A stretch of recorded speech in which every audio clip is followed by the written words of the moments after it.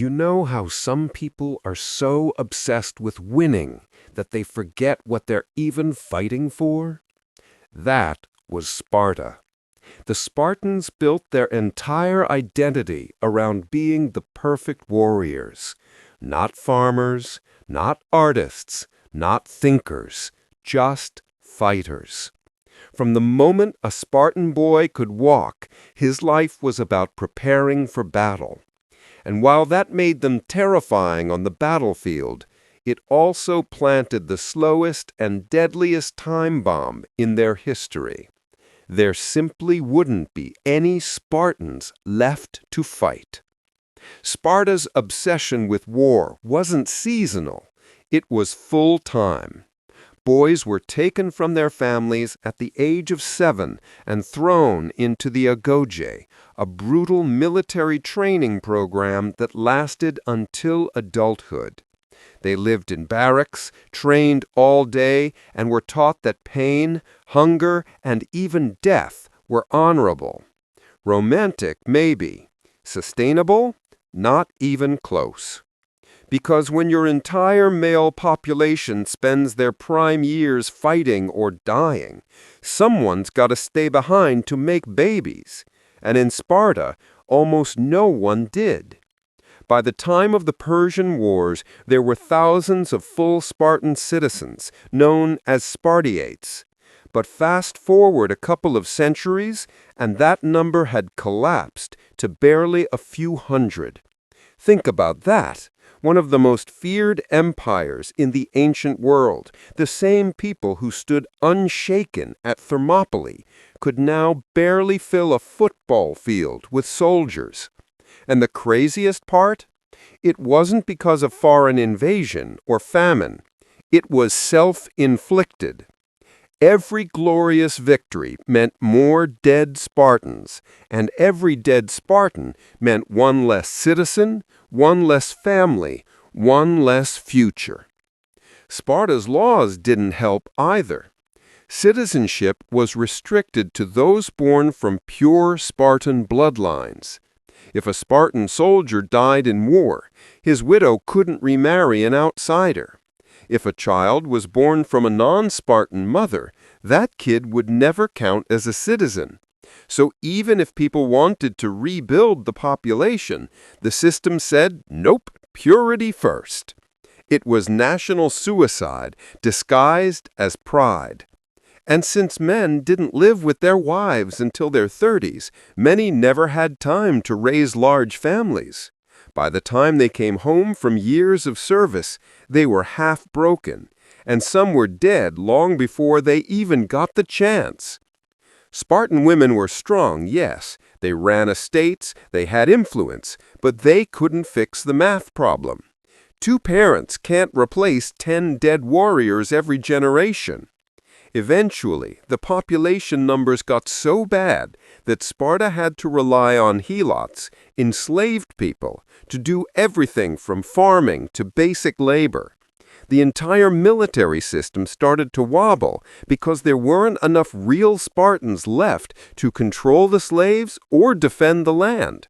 So when historians talk about Sparta's fall, they don't point to one catastrophic war or one big defeat. They point to a slow bleed. A nation that won so many battles, it ran out of people to celebrate them. Sparta didn't just fall to enemies. It quietly disappeared from the inside out, killed by its own perfectionism. Let's be honest. Every empire has its gatekeeping phase, but Sparta took it to Olympic levels. In their world, being a Spartan wasn't just about living in Sparta. You had to earn that title by being born into the right bloodline, trained the right way, and approved by the right people. If you weren't a pure Spartan male, forget it. You could live in their city your whole life, fight in their wars, and still die as a nobody.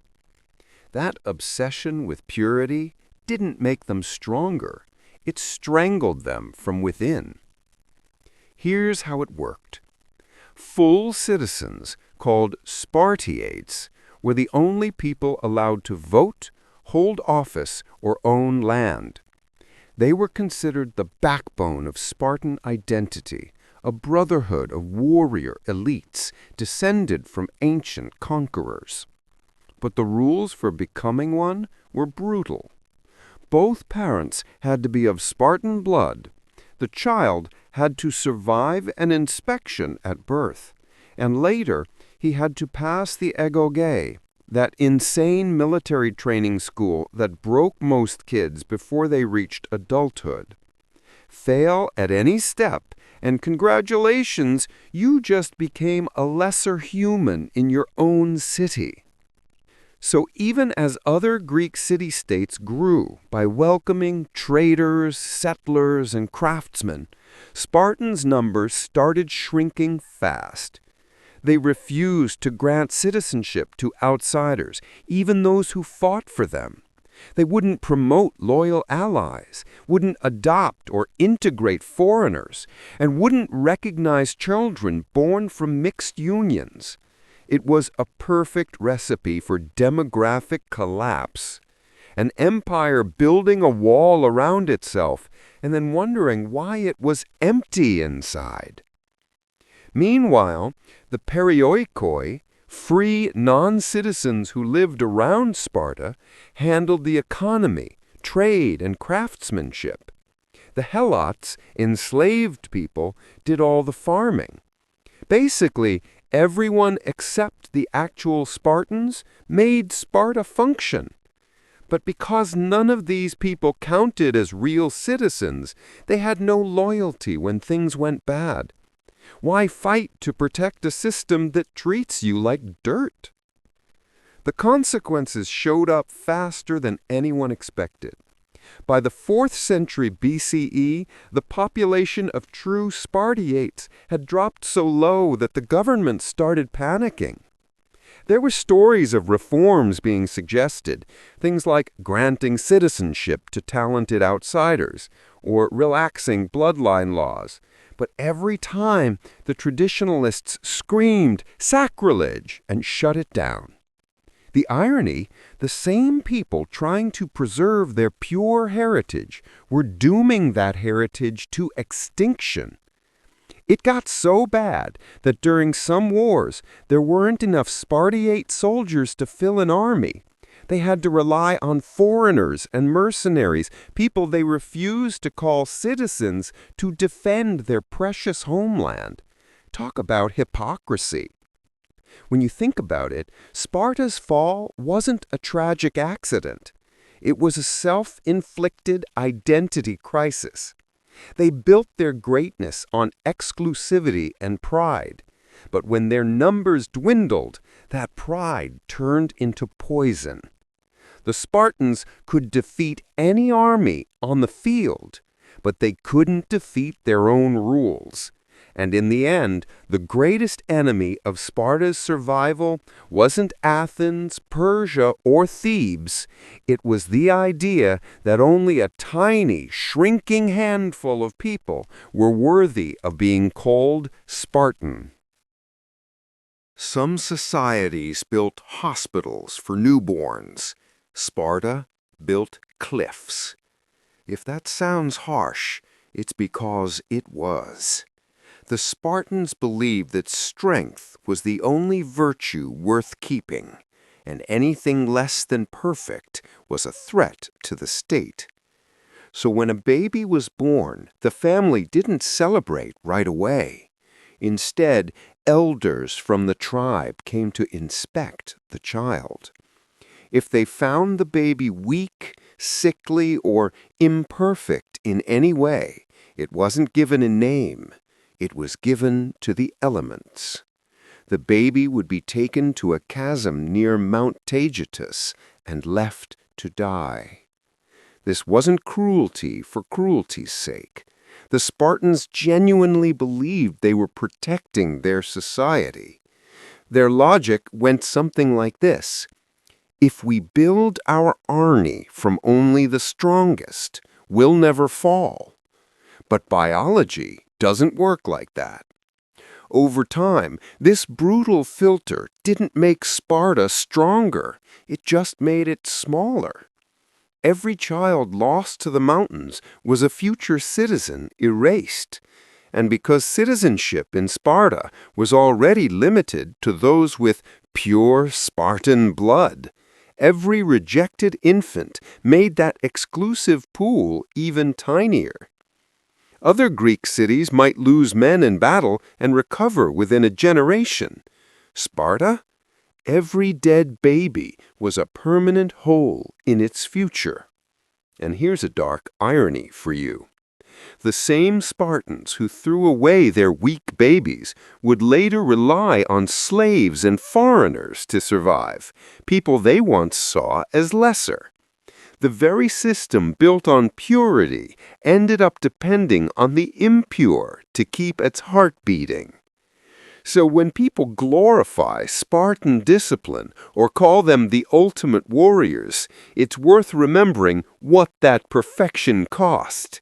It wasn't just the enemies they killed, it was their own children. Spartan didn't just prune the weak from its garden, it uprooted its own future.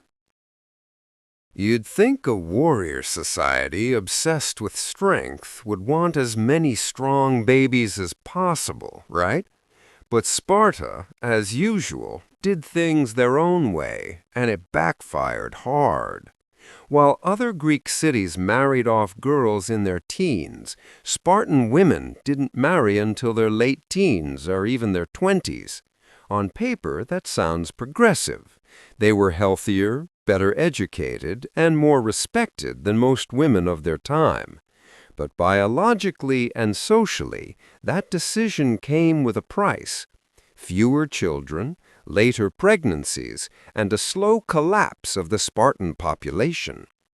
Now, let's clear something up. Spartan women weren't powerless. They ran estates, owned land, and trained in sports, yes, actual athletics, which was unheard of in most of Greece. The idea was that strong women would bear strong sons. And honestly, that worked, up to a point. The problem wasn't the women themselves, it was the system built around them. Spartan men didn't live at home until their 30s because they were stuck in military barracks for most of their youth. That meant even if a woman married at 18, her husband was still bunking with his platoon until nearly middle age. So by the time couples actually started living together, they were already burning daylight on the whole repopulate the nation thing. In an era without modern medicine, fertility dropped sharply after the mid-20s. That meant fewer births, higher-risk pregnancies, and less genetic diversity, all while the wars kept mowing down the men. And because citizenship in Sparta required both parents to be of pure Spartan blood, those delayed pregnancies mattered. Every delayed pregnancy wasn't just a personal issue, it was a political disaster. The elite warrior class was vanishing faster than it could replace itself. What's worse, the system was proud of it. To the Spartans, love and family were distractions from duty. Romantic marriage? That was for poets in Athens. A Spartan marriage was basically a baby-making alliance between two ideal physical specimens, efficiency over intimacy. And when efficiency meets bad timing, you get a slow-motion population collapse dressed in bronze armor. Archaeologists and historians have found that by the later centuries of Sparta's history, the number of women capable of producing heirs had dropped dramatically. With fewer Spartan births, the city started turning into a hollow shell, full of slaves, servants, and foreigners, but barely any Spartans. The government even tried to fix it with emergency measures, like allowing older men to father children with younger women, or letting bachelors marry late. But by then, it was like trying to patch a sinking ship with olive leaves. In a twisted way, Sparta's downfall came from its own attempt to breed perfection. They wanted every Spartan child to be born strong, noble, and pure, but their rigid system made it nearly impossible to have enough of them. The empire that once prided itself on discipline and control eventually lost control over the one thing every civilization needs to survive: the ability to reproduce. And so, a society built to produce warriors ended up producing extinction instead. If Sparta had a motto, it might have been, "Train till you die." And honestly, that wasn't far from the truth. In this city of warriors, military training wasn't just a phase of life, it was life.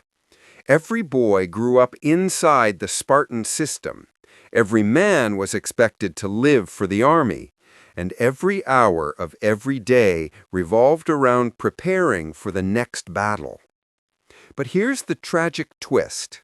While they were training to protect their future, they were quietly erasing it. Let's break that down. In most societies, young adults spend their 20s starting families. In Sparta, those years were swallowed by the agoge, the state-run military education that began at age 7 and never really ended. Boys lived in barracks, trained from dawn to dusk, learned to fight, starve, endure pain, and obey orders without question. Even when they graduated to full soldiers, they stayed in communal housing with other men until they reached about 30 years old. That means they didn't even live with their wives until half their fertile years were gone. Sure, Spartan men were encouraged to marry, but marriage was more of a civic duty than a love story. Husbands might sneak out of the barracks at night to visit their wives in secret, because sleeping at home was actually forbidden. And when your nation turns romance into a stealth mission, well, you're not exactly setting the stage for a baby boom. It wasn't just the physical distance that hurt the birth rate. The mindset did too. The entire system glorified service over family. You were praised for discipline, not tenderness. Raising kids wasn't your priority. Raising warriors was. Women handled estates and households, while the men trained or fought year-round. Even if couples wanted more children, war always came first. And when wars never stopped, neither did the problem. Historians estimate that at the height of Spartan's power, there may have been around 8,000 full Spartan citizens. 2 centuries later, barely 1,000. That's not just decline, that's extinction speed.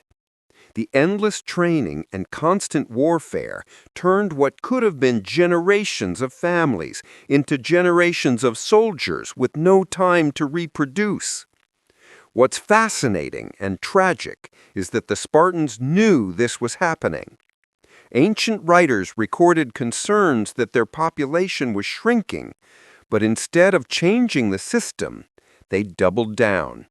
To them, relaxing the rules would mean weakness, so they kept training harder, fighting longer, and sending fewer sons into the world to replace those who died. In the end, Sparta's obsession with discipline became its undoing.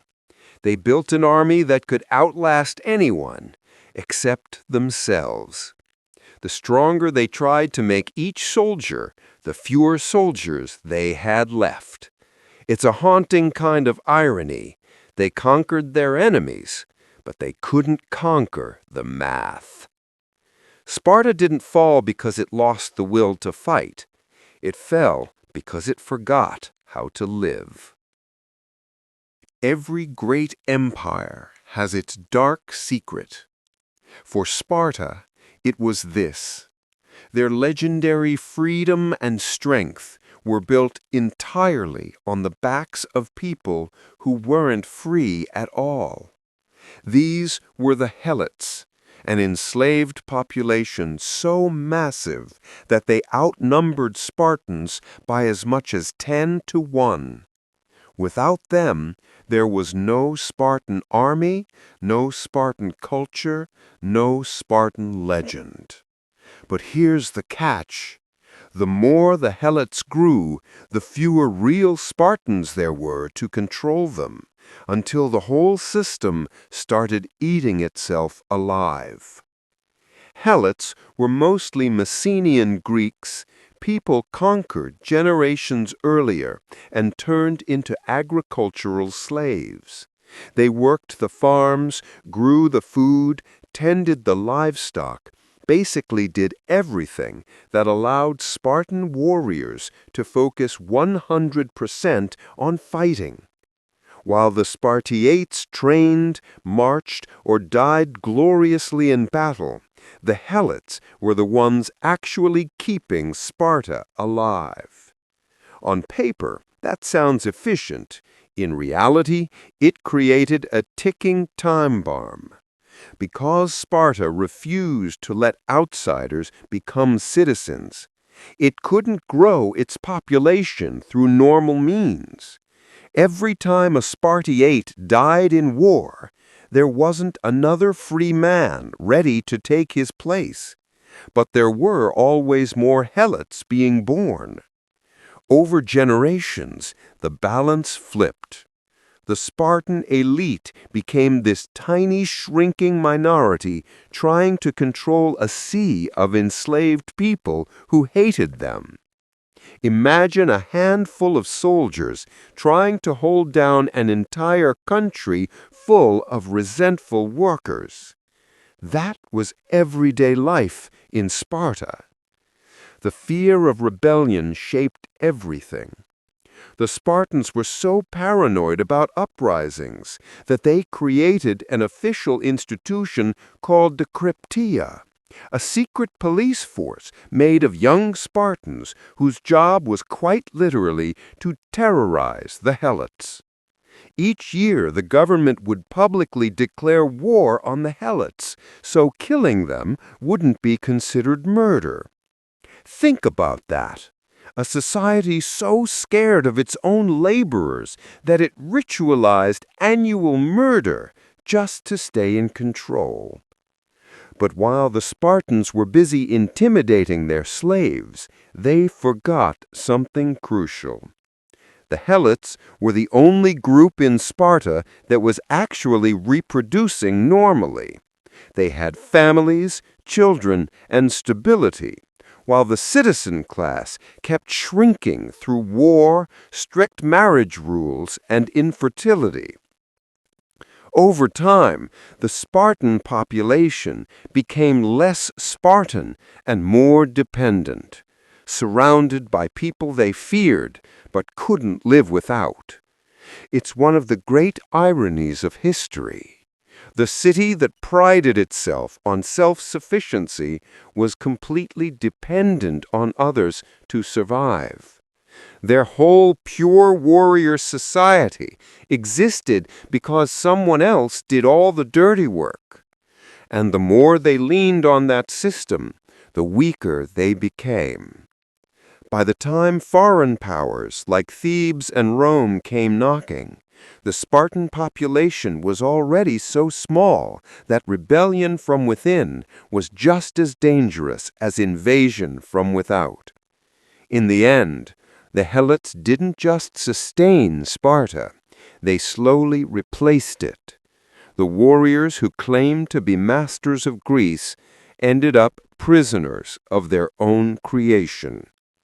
Sparta's downfall wasn't just military or political. It was demographic.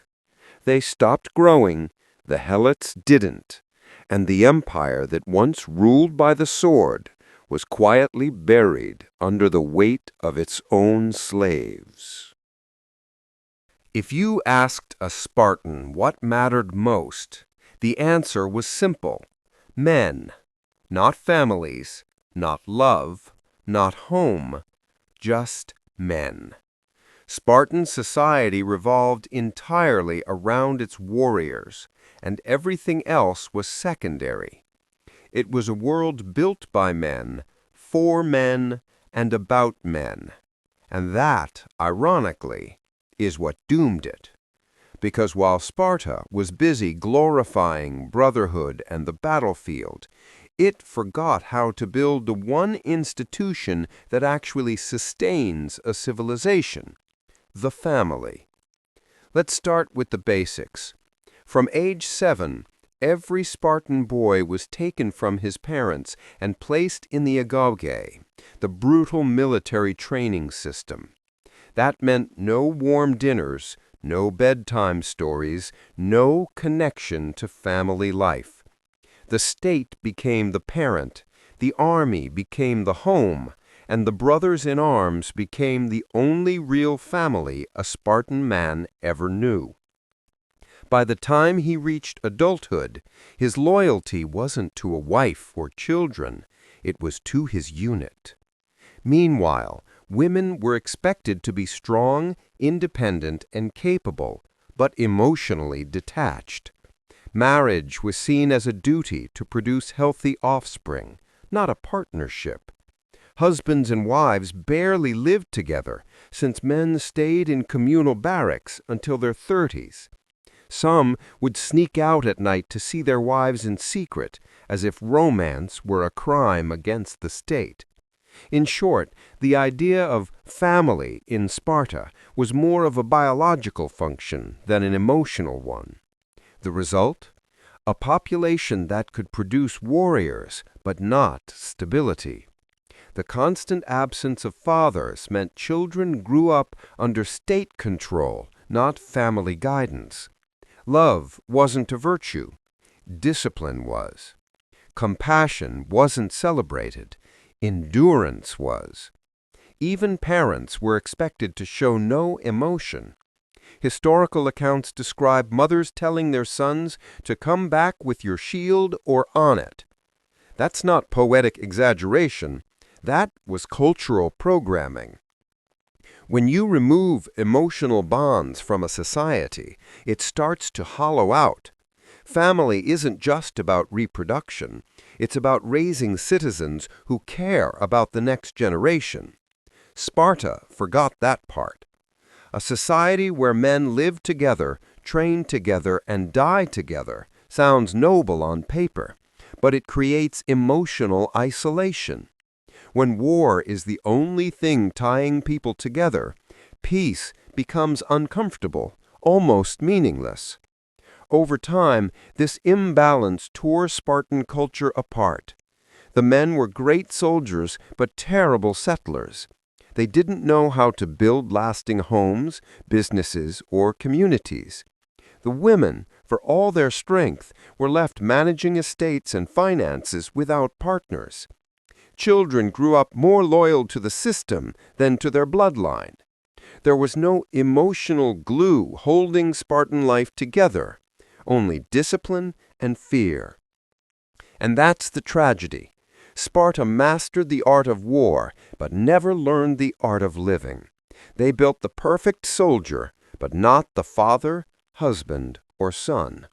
So when the wars ended, and peace demanded families, innovation, and empathy, Sparta had nothing left to offer. In the end, the empire that worshipped its men forgot that even warriors need homes to fight for. Every empire that lasted learned one simple trick: let outsiders in. The Romans did it. The Persians did it. Even Athens, for all its arrogance, welcomed foreign traders and thinkers. But Sparta, never. They built walls, not with stone, but with pride. In their minds, only those born from pure Spartan blood could ever be real citizens. Everyone else, allies, traders, even heroes who fought alongside them, would forever remain outsiders. And that stubborn refusal to open the door became one of the main reasons their empire withered away. Let's paint the picture. Sparta ruled over a huge region in the Peloponnesus, full of farmers, artisans, and conquered people. Yet only a tiny fraction, the elite warrior class called the Spartiates, had full citizenship. Beneath them were the Paraochi, or free non-citizens who handled trade and manufacturing, and the Helots, enslaved farmers. These groups made up the majority of the population, but they had zero political rights. They couldn't vote, own land, or rise in status no matter how loyal or capable they were. That might sound organized, but it's actually a demographic trap. When the Spartiates started dying in wars and producing fewer children, the government could have easily replenished the population by granting citizenship to trustworthy outsiders. Other empires did exactly that and thrived, but Sparta saw that as contamination. To them, foreigner was almost synonymous with impure. They believed mixing with outsiders would weaken their legendary discipline and corrupt their values. So instead of expanding their citizen base, they let it shrink, generation after generation.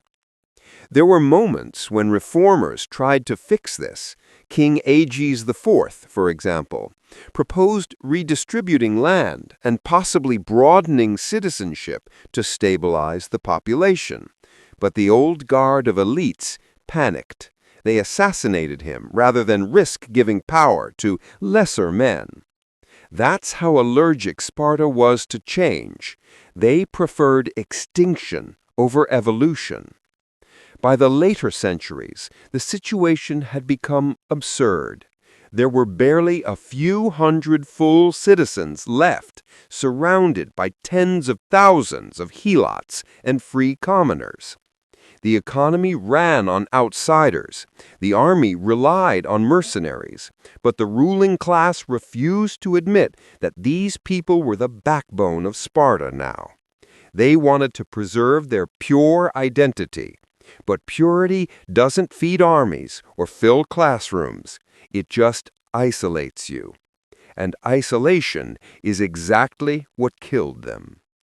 Without fresh blood, new ideas, or new citizens, Sparta turned stagnant.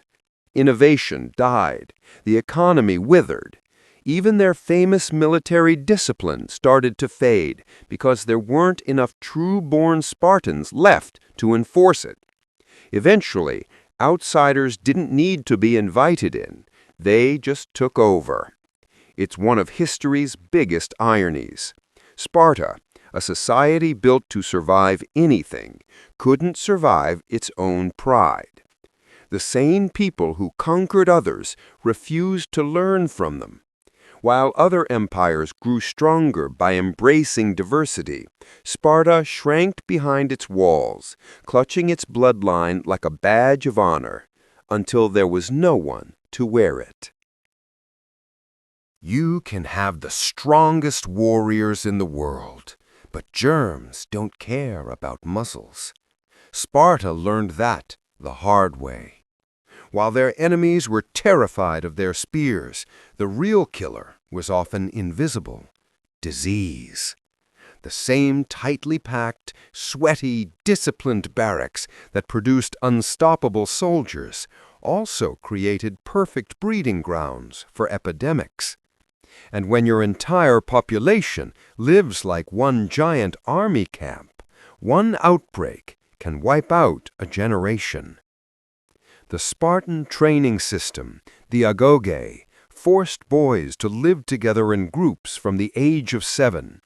Dozens of kids crammed into small quarters, eating simple rations, sleeping on straw, training in dirt, often without proper hygiene. They were told that toughness came from hardship: no shoes, minimal bathing, and constant exposure to the elements. It built endurance, sure, but it also built bacteria. In a world without medicine, antibiotics, or even a basic understanding of germs, those conditions were a time bomb waiting to explode.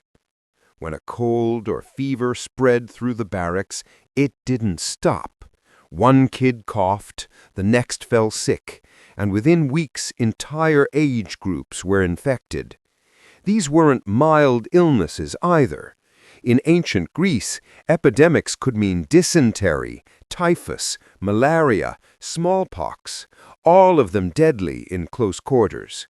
And because Spartan society trained its youth to ignore weakness, many didn't report being sick until it was too late. Worse, these weren't isolated cases. During wartime, the entire male population lived together in military camps, thousands of men sleeping, eating, and fighting shoulder to shoulder. Add open wounds, poor sanitation, and rotting supplies, and you get a perfect storm for outbreaks. Diseases spread faster through Spartan armies than enemy arrows. A single campaign could cut down hundreds, not in battle, but in the tents afterward. Unlike other Greek city-states, Sparta didn't have a strong medical class or intellectual community to study disease. While places like Athens and Alexandria advanced medicine and sanitation, Sparta saw those things as soft, distractions for war. Health wasn't managed with doctors, it was managed with discipline. If you got sick, you either recovered by willpower or you didn't. That mindset might work for minor illnesses, but not for plagues. Over time, repeated waves of disease quietly eroded their population. Each outbreak thinned their numbers a little more. Fewer young men made it to adulthood, fewer soldiers survived long campaigns, and fewer families could replace the dead. And because Sparta refused to absorb outsiders into its citizen ranks, there was no backup population to fill the gaps. Their obsession with physical perfection actually backfired. The perfect warriors had no natural resistance to disease because they were genetically and socially isolated. The irony is brutal. Sparta feared weakness so much that it created the perfect conditions for it. Their barracks were meant to forge strength. Instead, they became incubators for extinction. No invading army could match the quiet devastation that came from within their own walls. While Sparta sharpened its spears, sickness sharpened its scythe, and when it struck, it didn't care how disciplined you were. If you were born male in ancient Sparta, your childhood wasn't about fun or learning. It was about surviving. The agoge, Sparta's legendary training system, is often romanticized as the ultimate boot camp for building warriors. But beneath the myth lies a grim truth. It killed off many of the very boys it was supposed to strengthen. The agoge didn't just create soldiers. It quietly drained the lifeblood of the Spartan population, one dead child at a time. Here's how it worked. At the age of 7, every Spartan boy was taken from his family and placed under state control. From that day on, his life belonged to the government. The program was designed to turn children into obedient, fearless soldiers through extreme hardship. Boys were given minimal food, thin clothing, and forced to sleep outdoors, even in winter. They were encouraged to steal to survive, but if caught, they'd be beaten mercilessly, not for stealing, but for getting caught. The message was clear. Pain builds character, and mercy is weakness. Sounds tough, right? It was. So tough that many boys didn't make it through. Historical accounts described brutal punishments, malnutrition, and exposure that often led to illness or death. The agoge was less like a school and more like a survival test, and failure usually meant death. Disease spread easily in the overcrowded barracks, and medical care was practically non-existent. Injuries from training weren't treated. They were expected to tough it out. For every Spartan who grew into a fierce warrior, there were others who simply didn't survive the process. Now, imagine the long-term cost of that. Sparta already had a small population and refused to let outsiders join the citizen ranks. Every boy who died in the agoge wasn't just a tragic loss. He was a future soldier, husband, and father gone forever. Multiply that by generations, and you start to see how this obsession with creating perfect soldiers backfired. They weren't building an army. They were thinning their own bloodline. The state saw this as purification. They believed that only the strongest should live, so high mortality wasn't a flaw. It was a feature. Weakness, sickness, even hesitation were reasons to be cast aside. But biology doesn't reward perfectionism. It rewards adaptability. While other Greek city-states nurtured thinkers, builders, and traders, Sparta called anyone who didn't fit its narrow idea of strength. Over time, that meant fewer creative minds, fewer families, and fewer living citizens.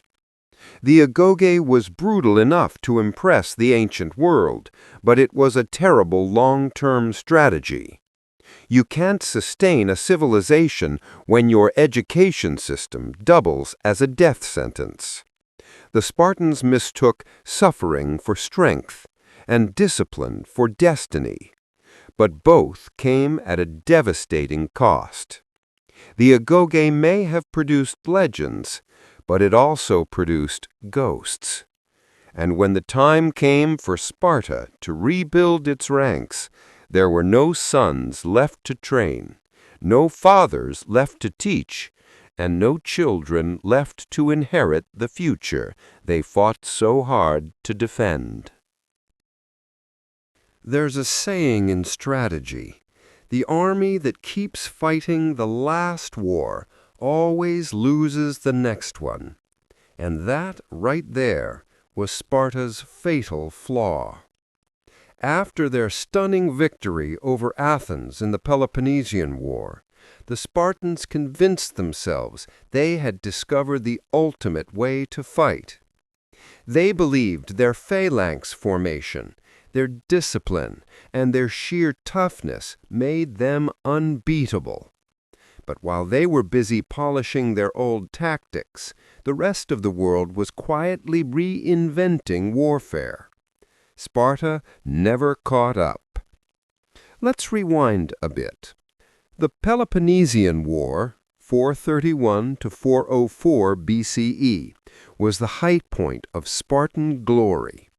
Their heavy infantry, rows of bronze-armored hoplites standing shoulder to shoulder, crushed Athens' land forces again and again. When they finally won, Sparta became the dominant power in Greece. But here's where the rot began. Victory made them arrogant. They assumed the same old tactics would always work. No innovation, no curiosity, no evolution. Why change what worked before? The problem is, warfare changes faster than ego. After the war, new powers like Thebes and later Macedonia began experimenting with tactics that made the old Spartan methods look prehistoric.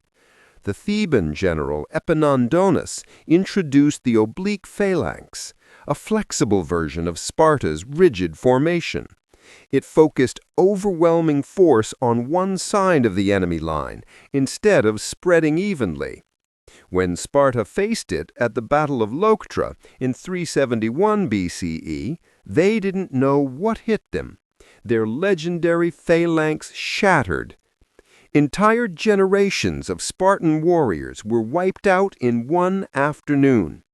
But even then, they didn't learn. Instead of analyzing what went wrong, Spartan leaders blamed fate, betrayal, or bad luck. They refused to adopt new training methods, refused to use cavalry effectively, and still looked down on archers and light infantry as unmanly. Meanwhile, their enemies were adapting, combining different troop types, using terrain to their advantage, and introducing tactics that required brains as much as brawn. Sparta kept marching forward in straight lines, while the world moved in circles around them. When Philip II of Macedon came along, he took everything Thebes had invented and perfected it. His army used longer spears, coordinated infantry and cavalry, and flexible maneuvers that could adapt mid-battle. Against that kind of modern warfare, Sparta looked ancient, and not in the good way. They went from being the most feared army in Greece to a footnote in military history within a single generation. The refusal to evolve wasn't just stubbornness, it was cultural. Spartans were taught that tradition was sacred, that their ancestors had already discovered the perfect system. Questioning it was almost heresy. But perfection is a myth. The world changes, and those who don't change with it get crushed, literally. So, while the rest of Greece marched into a new era of tactics, technology, and strategy, Sparta stood frozen in time, clutching its old spear and shield, wondering why nobody feared them anymore. The truth is simple. They didn't lose because they got weaker. They lost because they refused to evolve. And in warfare, as in life, refusing to evolve is the slowest form of extinction. You can't win a chess game if you only play with half the pieces. That's basically what Sparta did. They ruled the land, but completely ignored the ocean. While their rival Athens built a vast navy that could project power across the entire Mediterranean, Sparta stayed fixated on dry ground, convinced that real warriors fought face to face with spears, not from the decks of ships. That stubborn mindset cost them control, trade, and ultimately relevance. Spartans were born and bred for land warfare. Their world revolved around the hoplite, a heavily armored infantryman who fought shoulder to shoulder in the famous phalanx. It worked beautifully on land. But the Mediterranean world didn't run on land. It ran on water. Athens figured that out early. They built the Athenian navy, a fleet of fast, maneuverable triremes that could cut supply lines, move troops, and dominate trade routes. They understood whoever ruled the sea ruled Greece. Sparta never got that memo. At first, they didn't need ships. They relied on allies with ports to handle naval matters. But during the Peloponnesian War, that weakness became painfully obvious. Athens could strike anywhere along the coast, raid Spartan allies, and retreat to safety before the Spartans could even march there. Spartan soldiers were powerful, but slow. Athens sailors were fast and untouchable. It was like watching a heavyweight boxer trying to punch a mosquito. Eventually, Sparta realized they needed a navy. But by then, it was too late.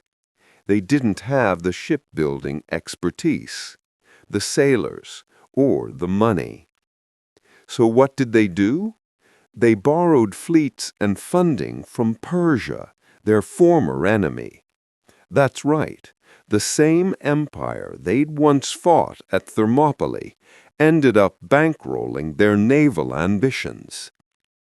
With Persian gold and hired crews, Sparta finally managed to beat Athens at sea. But there's the problem.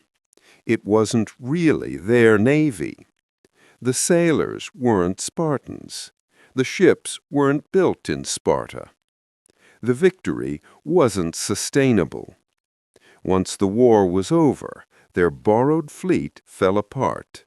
They had no infrastructure to maintain ships, no tradition of seafaring, and no long-term plan for naval defense.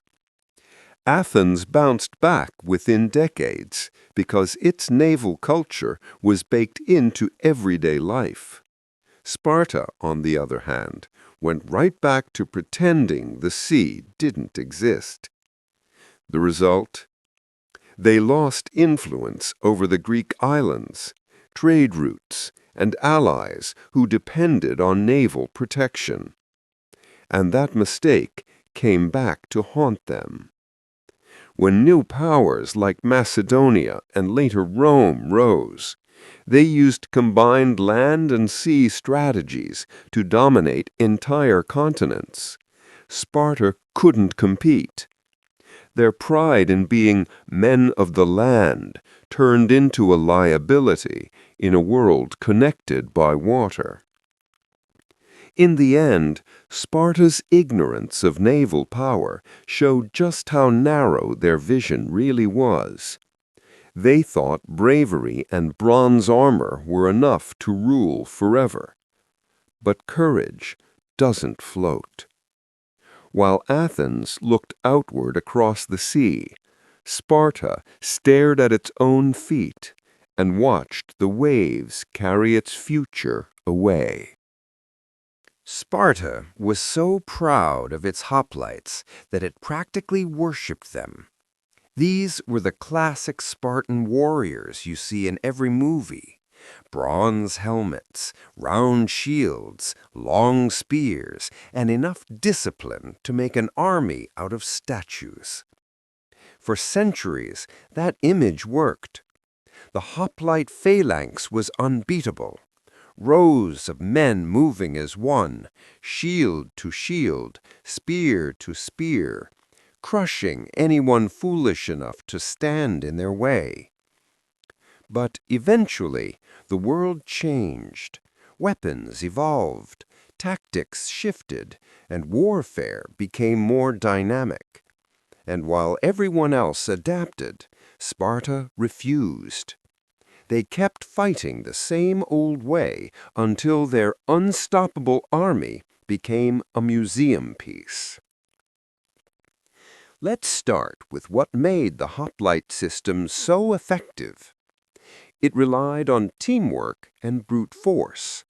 A wall of shields advancing slowly, pushing the enemy back by sheer will. It was perfect for flat battlefields and small-scale Greek wars, but it had one fatal weakness. It depended on everything going exactly according to plan. If the formation broke, if the terrain was uneven, or if enemies attacked from the sides, the whole structure fell apart like dominoes. And that's exactly what happened once other armies started getting creative. The Thebans were the first to expose the cracks.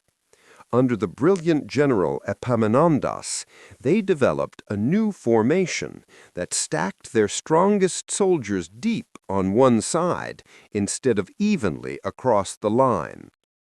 This concentrated force smashed through the Spartan phalanx at the Battle of Leuctra, 371 BCE.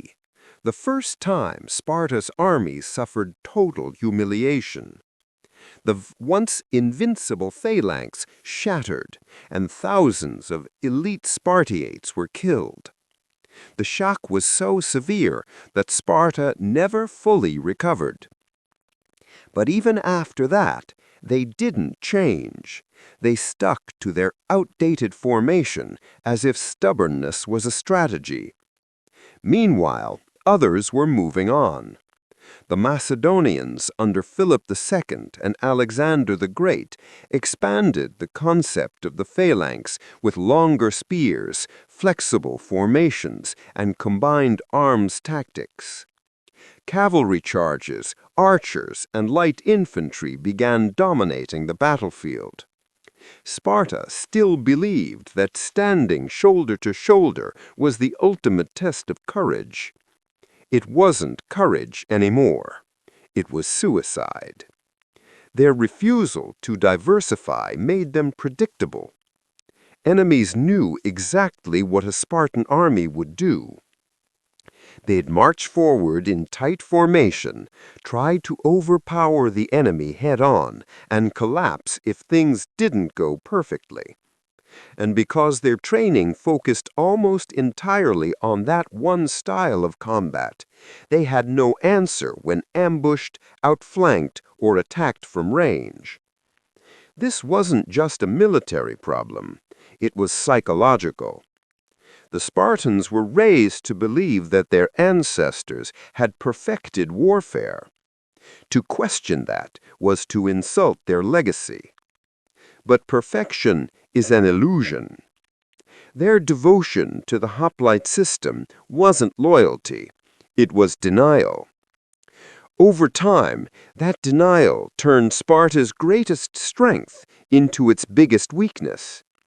The world moved forward, and they stood still.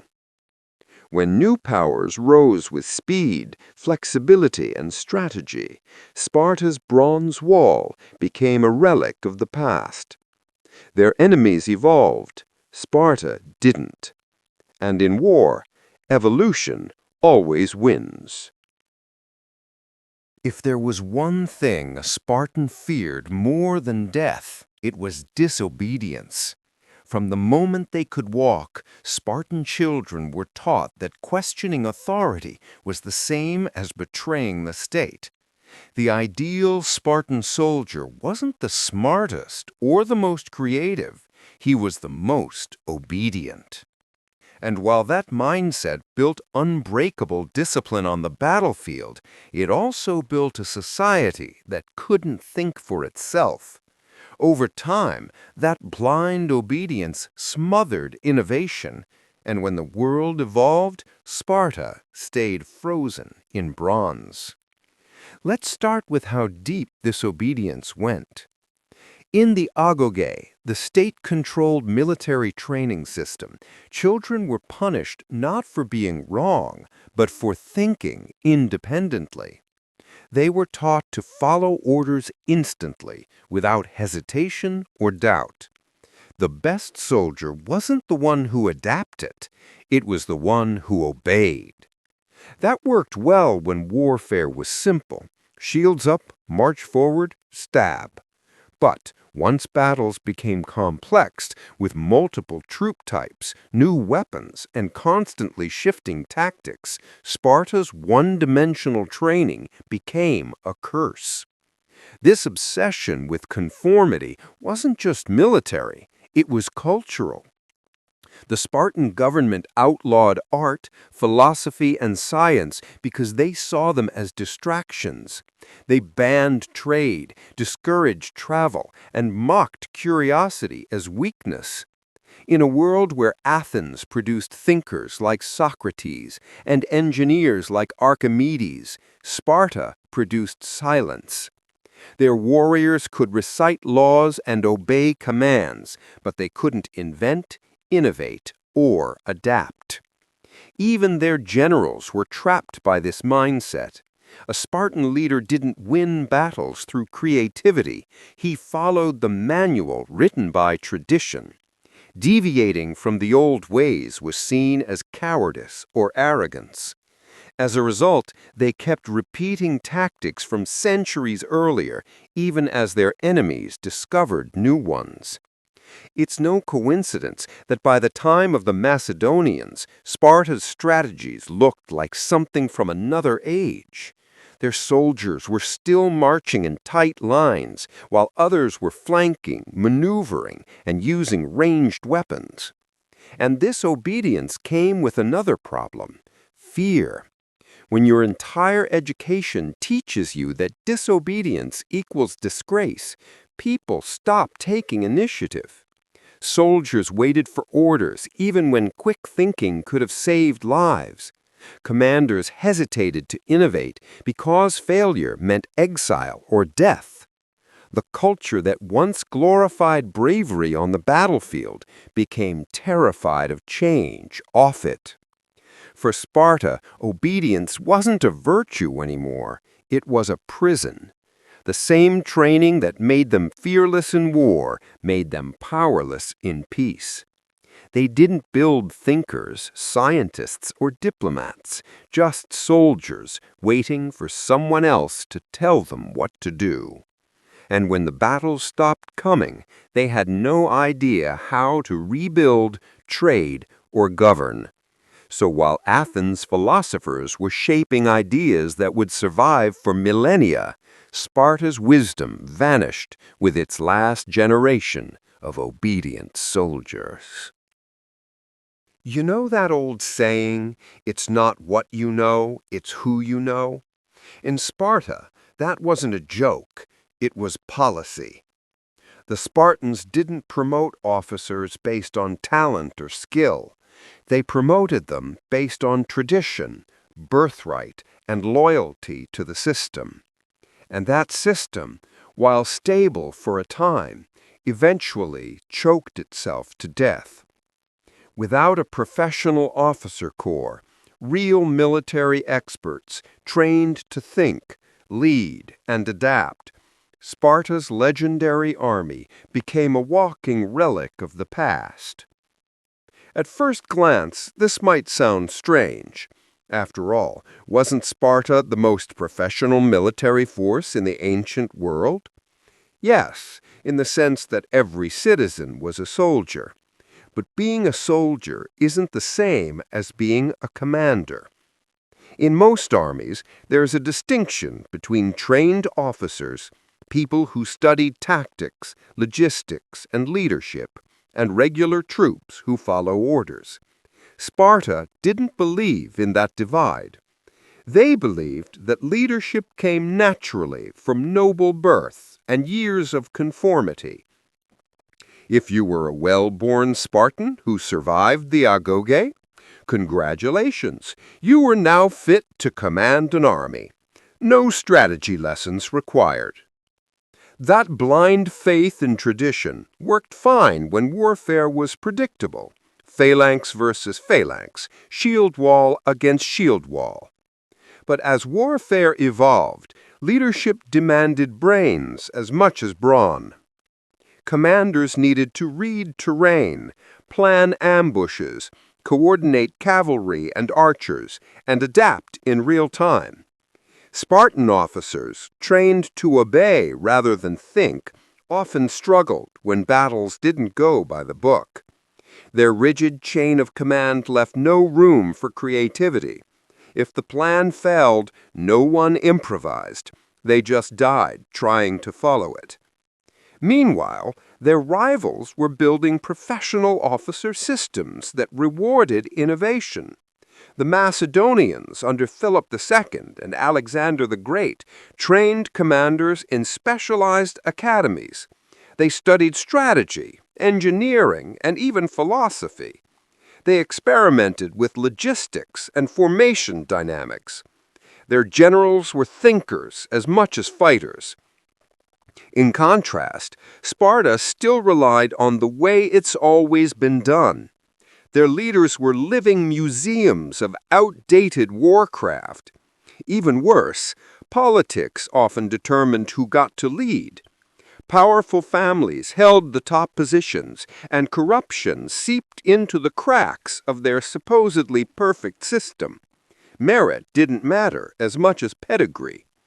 If you were from the right bloodline, you commanded, even if you couldn't strategize your way out of a sandpit. This nepotism stifled talent. Brilliant young Spartans who could have become great commanders were often sidelined because their ideas sounded untraditional. Over time, this leadership decay spread like rust. Without a professional officer corps, Sparta couldn't modernize, coordinate large-scale campaigns, or manage complex operations.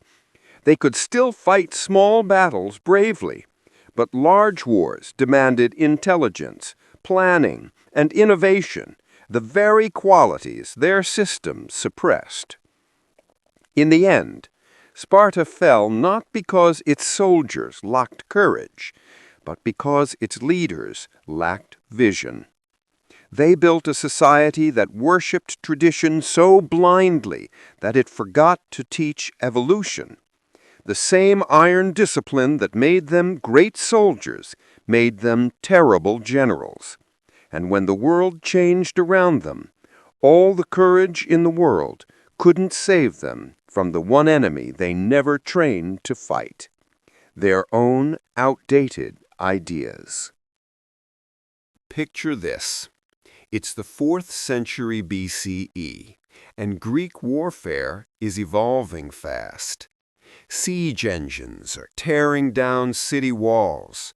Archers and slingers are rewriting battle tactics, and cavalry units are sweeping across open fields. And then there's Sparta, still marching into battle with the same bronze helmets, short swords, and round shields they'd used for centuries. They looked fierce, sure, but they were fighting a modern war with ancient tools. While other armies upgraded, Sparta stayed stuck in a time warp, and that stubbornness turned their legendary warriors into walking antiques. Sparta's weapons worked brilliantly during their golden age. The Dori spear, the Aspis shield, and the Hyksos short sword were symbols of power. Combined with their phalanx formation, these tools made them unstoppable on flat terrain. But warfare doesn't sit still.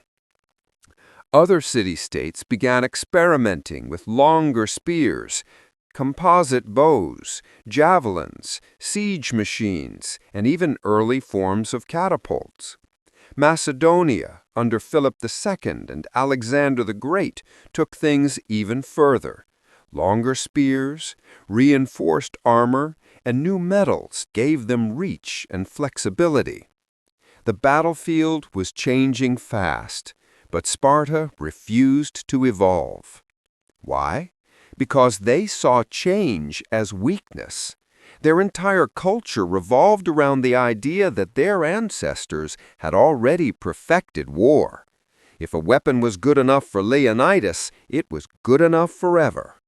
Updating technology would mean admitting that the old ways weren't flawless, and that was unthinkable. So they marched into new wars with outdated gear, fighting enemies who could hit them from farther away, move faster, and attack from angles the phalanx couldn't defend. By the time Sparta faced Thebes and later Macedonia, the difference was humiliating. Thebes' soldiers used heavier armor and more advanced spear tactics, while Macedonian armies came equipped with longer reach, missile units, and coordinated cavalry. Spartans tried to charge in formation, as always, only to be peppered by arrows and crushed from a distance. Their iconic short-range weapons were useless in these situations, like bringing a knife to a catapult fight. And here's the ironic twist. Sparta could have afforded better weapons. They had access to trade through their allies in captured territories, but their laws against luxury and foreign influence made importing advanced technology taboo. They deliberately avoided innovation to stay pure.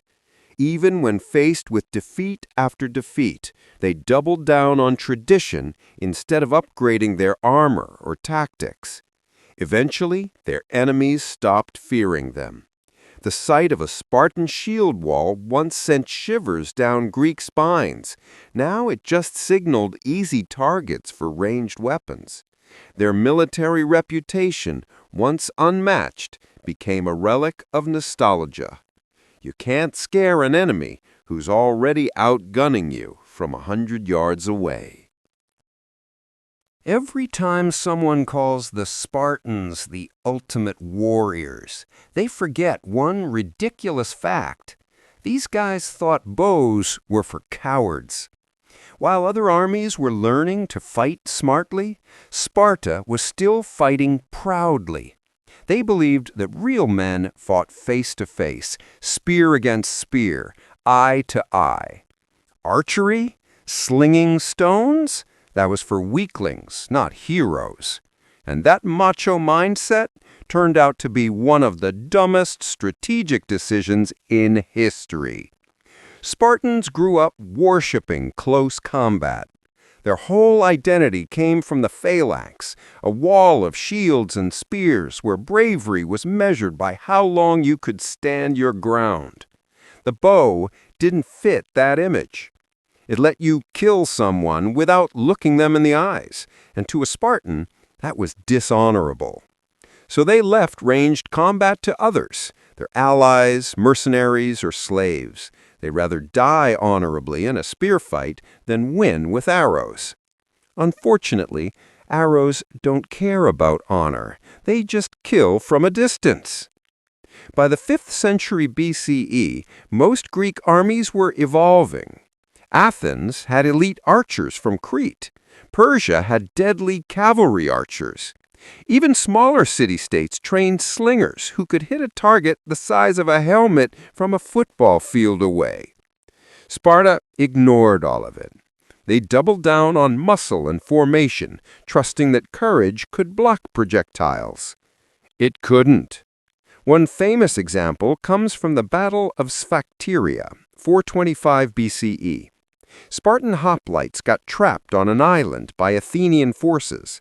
The Athenians surrounded them with archers and slingers, keeping their distance and raining missiles until the mighty Spartans surrendered, something they almost never did. It was the first time the world saw Sparta defeated, not by stronger men, but by smarter tactics. Instead of learning from it, they called it bad luck and went right back to pretending arrows didn't exist. That pride was expensive. As warfare advanced, ranged units became essential, softening enemy lines, covering retreats, and hitting weak spots. But Sparta's refusal to adapt meant every battle started the same way. March forward, take the hits, hope someone breaks before you do. It worked less and less each century.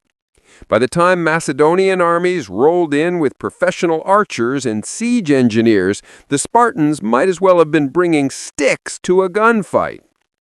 The cultural part of this is almost tragic.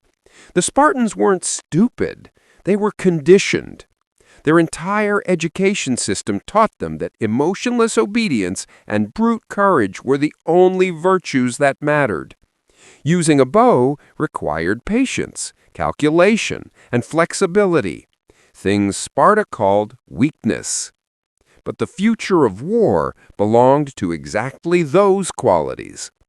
When you zoom out, this wasn't just a tactical flaw, it was a symbol of their entire downfall. They were so obsessed with looking fearless that they forgot to be effective. Their enemies stopped playing by the same rules, and Sparta never changed the playbook. The empire that once terrified Greece ended up being shot down, literally, by the innovations it refused to touch. There's a difference between being strong and being numb, and Sparta never figured that out. They built a society so obsessed with war that peace itself became unbearable. Every boy was trained to fight, every man expected to kill, and every woman told her worth depended on the sons she produced for battle. For a while, that worked. But generation after generation of non-stop militarization doesn't make people invincible. It breaks them, slowly, quietly, from the inside out. From the moment a Spartan boy could walk, the state took him. The agoge wasn't just a training school, it was psychological conditioning. He was taught to ignore pain, hunger, fear, even empathy. Compassion was a weakness. Doubt was treason. Joy didn't belong to warriors. Over time, this created citizens who could endure anything except normal life. They were emotionally starved, traumatized, and addicted to conflict. If there wasn't a war to fight, they didn't know who they were anymore. Historians often describe Sparta as disciplined and heroic, but very few talk about the emotional cost. Imagine an entire population raised under constant pressure to be perfect, to never fail, to never show fear. That kind of mental strain doesn't create stability, it creates exhaustion. Even in victory, the Spartans couldn't relax. After the Peloponnesian War, when they finally defeated Athens, the soldiers went home and found no home left. The system didn't teach them how to farm, build, trade, or dream. It only taught them how to fight. Without war, they were lost. That's the part most people miss. Sparta didn't collapse in one dramatic battle. It crumbled slowly as its people lost the will to keep pretending they were gods of war. Lifelong militarization left scars that no army could heal. Families were broken by absence, fathers always away, sons sent to die young, mothers taught not to mourn. When every relationship is built around sacrifice, love turns into duty, and life turns into waiting for death. Even their leaders suffered. Spartan kings and commanders grew up under the same pressures, forced to lead without emotion and rule without mercy. That kind of leadership can win wars, but it can't build trust or inspire hope. The culture that glorified fearlessness also destroyed vulnerability, and with it, humanity. Over time, this emotional numbness seeped into politics, religion, and daily life. People followed orders, but they stopped caring. A society that worships discipline above all else eventually forgets why it's being disciplined in the first place. By the later centuries, Sparta's spirit was hollow. The soldiers still trained, the laws still demanded obedience, but the fire was gone. They were a machine running on fumes, efficient, but soulless. The same psychological armor that once made them strong had become too heavy to carry. Sparta's greatest enemy wasn't Persia, Thebes, or Rome. It was exhaustion. You can only live for war for so long before you stop living altogether. They built a world where peace felt unnatural, and when war finally left them behind, they had nothing left to fill the silence. Every legend ends somewhere. And for Sparta, that moment came on a dusty field called Leuctra. For centuries, the Spartans had been unstoppable. Their name alone made enemies surrender. Mothers raised sons not to come home unless it was on a shield. Every Greek city feared them. And then, one afternoon in 371 BCE, all of that vanished. The Spartans lost. Completely, publicly, humiliatingly. And the worst part wasn't the defeat itself. It was what came after. The death of their belief that they could never lose. The Battle of Leuctra was supposed to be routine. Sparta faced Thebes, a smaller city-state they considered inferior. The Spartan army marched in with confidence, same formation, same weapons, same arrogance that had carried them for generations. But Thebes had something new, a revolutionary commander named Epaminondas. He changed everything about how battles were fought. Instead of matching Sparta's phalanx line for line, he stacked his troops deep on one side and drove them straight into the Spartan elite. It was brutal, fast, and genius. The invincible Spartans crumbled in a single strike. Over 400 elite Spartiates died that day, including many of their most respected officers. For a city with a shrinking population, that was catastrophic. But the real damage wasn't physical. It was psychological. The myth of Spartan invincibility was shattered. These weren't gods in bronze anymore. They were just men who could bleed, fall, and fail. For the first time in centuries, Sparta looked human. You have to understand how much that mattered to them.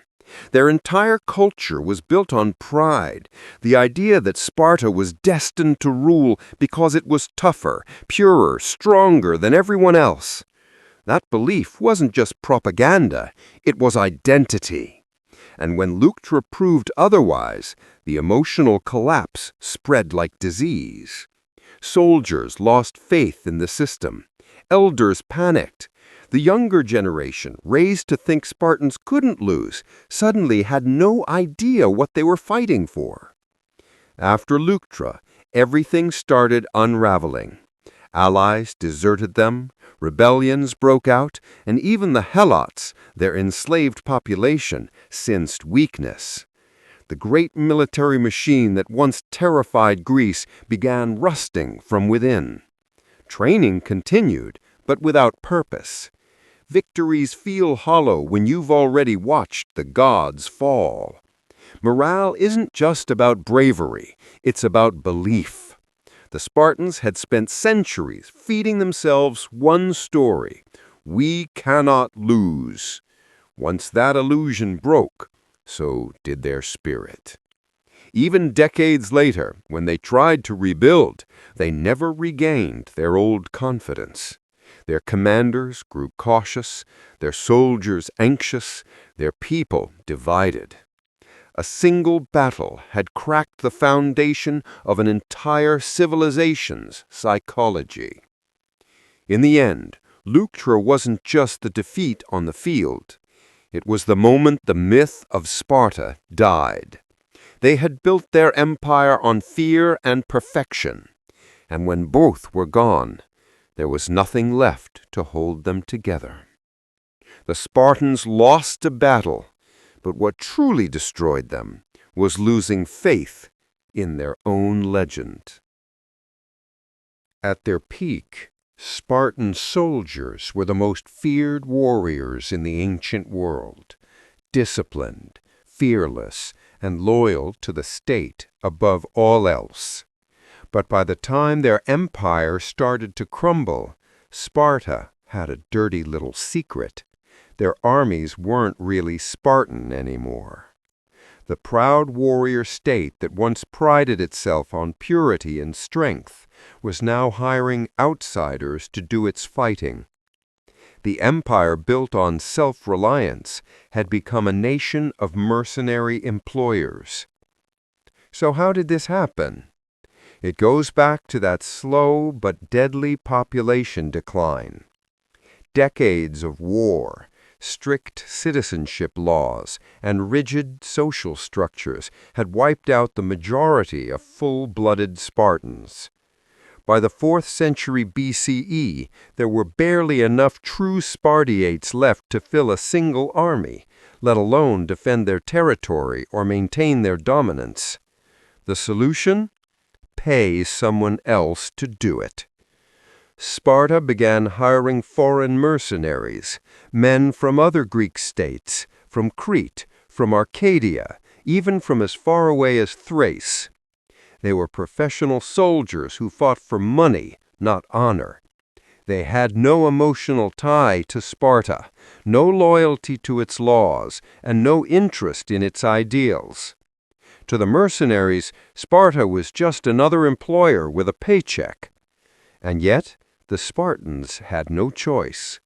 Their own people were too few, too old, or too tired to carry the shield anymore. The irony was brutal. The same society that once mocked soft foreigners for lacking Spartan discipline was now completely dependent on them for survival. The elite warrior class that claimed to be self-sufficient couldn't even defend itself without imported manpower. And because mercenaries fought for money, not duty, loyalty became a business transaction. If another city offered more silver, those same soldiers could turn on Sparta overnight. There were other problems, too. Hiring mercenaries was expensive, and Sparta's economy wasn't built for trade or wealth. Their isolationist policies and reliance on helot labor meant they had little money to spare. So to pay their new armies, they started selling land, taxing allies, and taking bribes, the exact kind of corruption they used to despise. The once pure Spartan system became polluted by greed and politics. Worse still, morale among the few remaining Spartan-born soldiers collapsed. How do you convince citizens to sacrifice everything for their homeland when foreigners are being paid to do the same job? The glory of dying for Sparta started to sound less noble and more pointless. The warrior spirit that once defined the city-state began to fade into a hollow performance. By the later centuries, Sparta wasn't a warrior nation anymore. It was a brand, a name that carried the echo of greatness, but none of the substance. Foreign mercenaries marched under Spartan banners, but their hearts weren't in it. The same people who once prided themselves on never relying on outsiders ended up surviving only because of them. In the end, that dependency symbolized everything Sparta had become, a ghost of its former self. The city that once taught the world how to fight now had to pay strangers to do its fighting for them. The most disciplined army in history had finally been replaced by soldiers who fought not for honor, but for a paycheck. Most ancient civilizations understood one thing early on: money makes the world go round. But Sparta? They looked at gold and silver and said, "Nah, that's for weak people." Instead, they used iron bars as currency. Yes, literal lumps of metal, because they thought real strength came from rejecting luxury. It sounded noble at first, like a statement against greed, but in reality, it was economic suicide. While the rest of Greece got rich through trade, Sparta got left behind, weighed down by its own money, literally. Here's how it worked. The Spartan lawgiver, Lycurgus, supposedly banned gold and silver coins centuries earlier, believing they corrupted the soul. To keep his citizens pure and humble, he introduced iron money, heavy, ugly, and basically worthless outside Sparta. You couldn't use it anywhere else, and you couldn't carry much of it at once because it was absurdly impractical. Historians joke that a bag of Spartan coins weighed more than a set of armor. Imagine trying to buy a goat and needing a wheelbarrow full of rusty metal just to pay for it. Inside Sparta, this system forced everyone to live simply. There were no luxury goods, no private wealth, no flashy displays of power. On the surface, that sounds admirable, almost utopian. But here's the problem. It killed trade. Foreign merchants didn't want to accept iron coins they couldn't spend elsewhere. No one wanted to bring silk from the East, wine from Crete, or silver from Athens to a place that paid in scrap metal. As a result, Sparta became isolated, both economically and culturally. Meanwhile, other Greek city-states like Corinth and Athens were booming. They traded across the Mediterranean, built fleets, imported ideas, and got richer with every voyage. Sparta, on the other hand, was stuck in a closed economy, farming, rationing, and living off slave labor. Their wealth came not from commerce, but from exploitation. The Helots grew the food, the Spartiates took the credit. No innovation, no markets, no progress. This isolation also meant Sparta couldn't easily finance wars or rebuild after disasters. When they needed ships, metal, or mercenaries, they had to swallow their pride and beg for Persian gold to fund their navy, the ultimate humiliation for a nation that despised foreign wealth. Over time, this economic stubbornness turned from ideology into decay. Young Spartans had no incentive to innovate or produce beyond survival. There was no marketplace for creativity, no reward for invention. Their iron money kept them pure, yes, but it also kept them poor, disconnected, and technologically stagnant.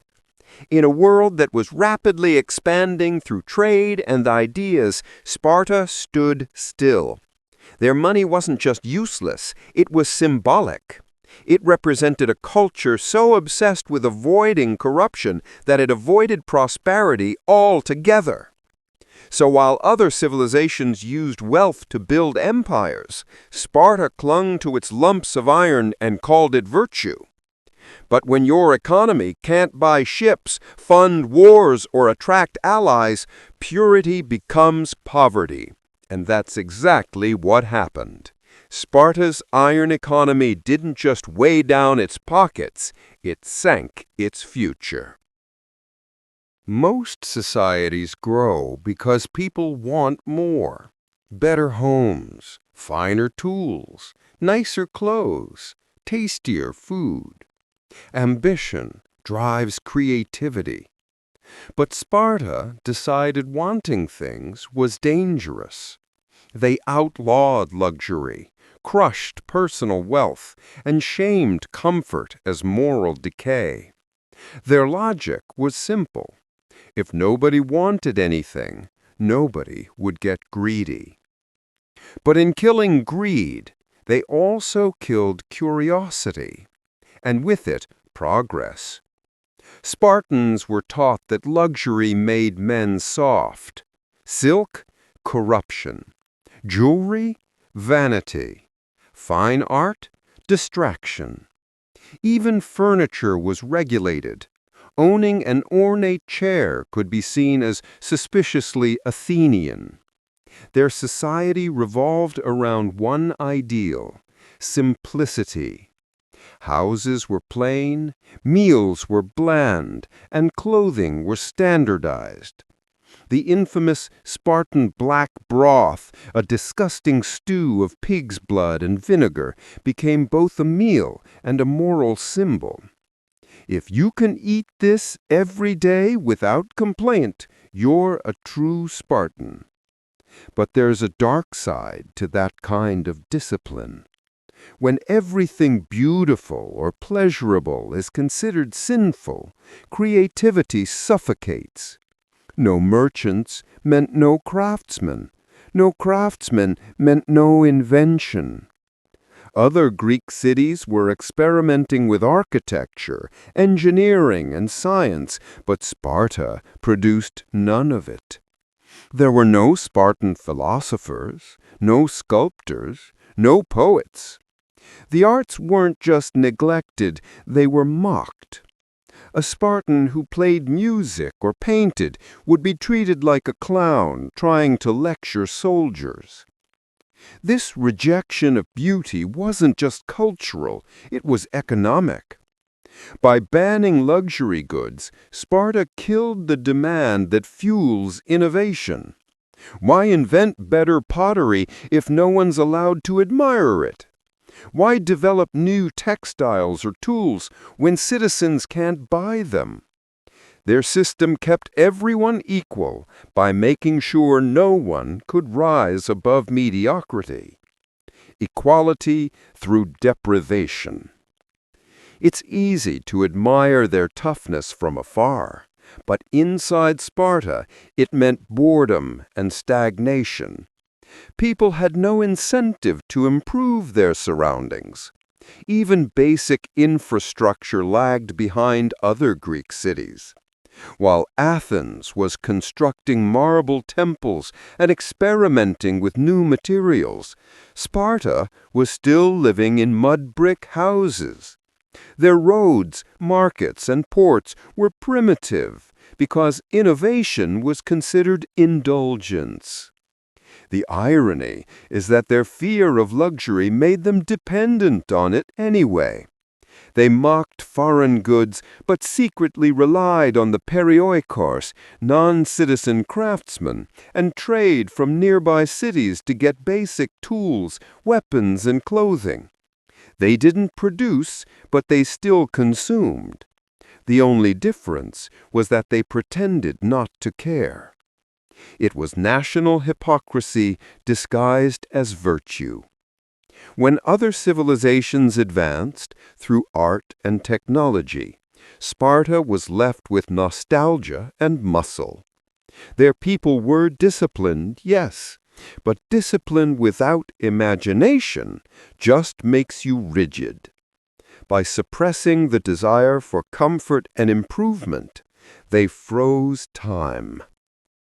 In the end, Sparta's ban on luxury wasn't moral strength, it was fear.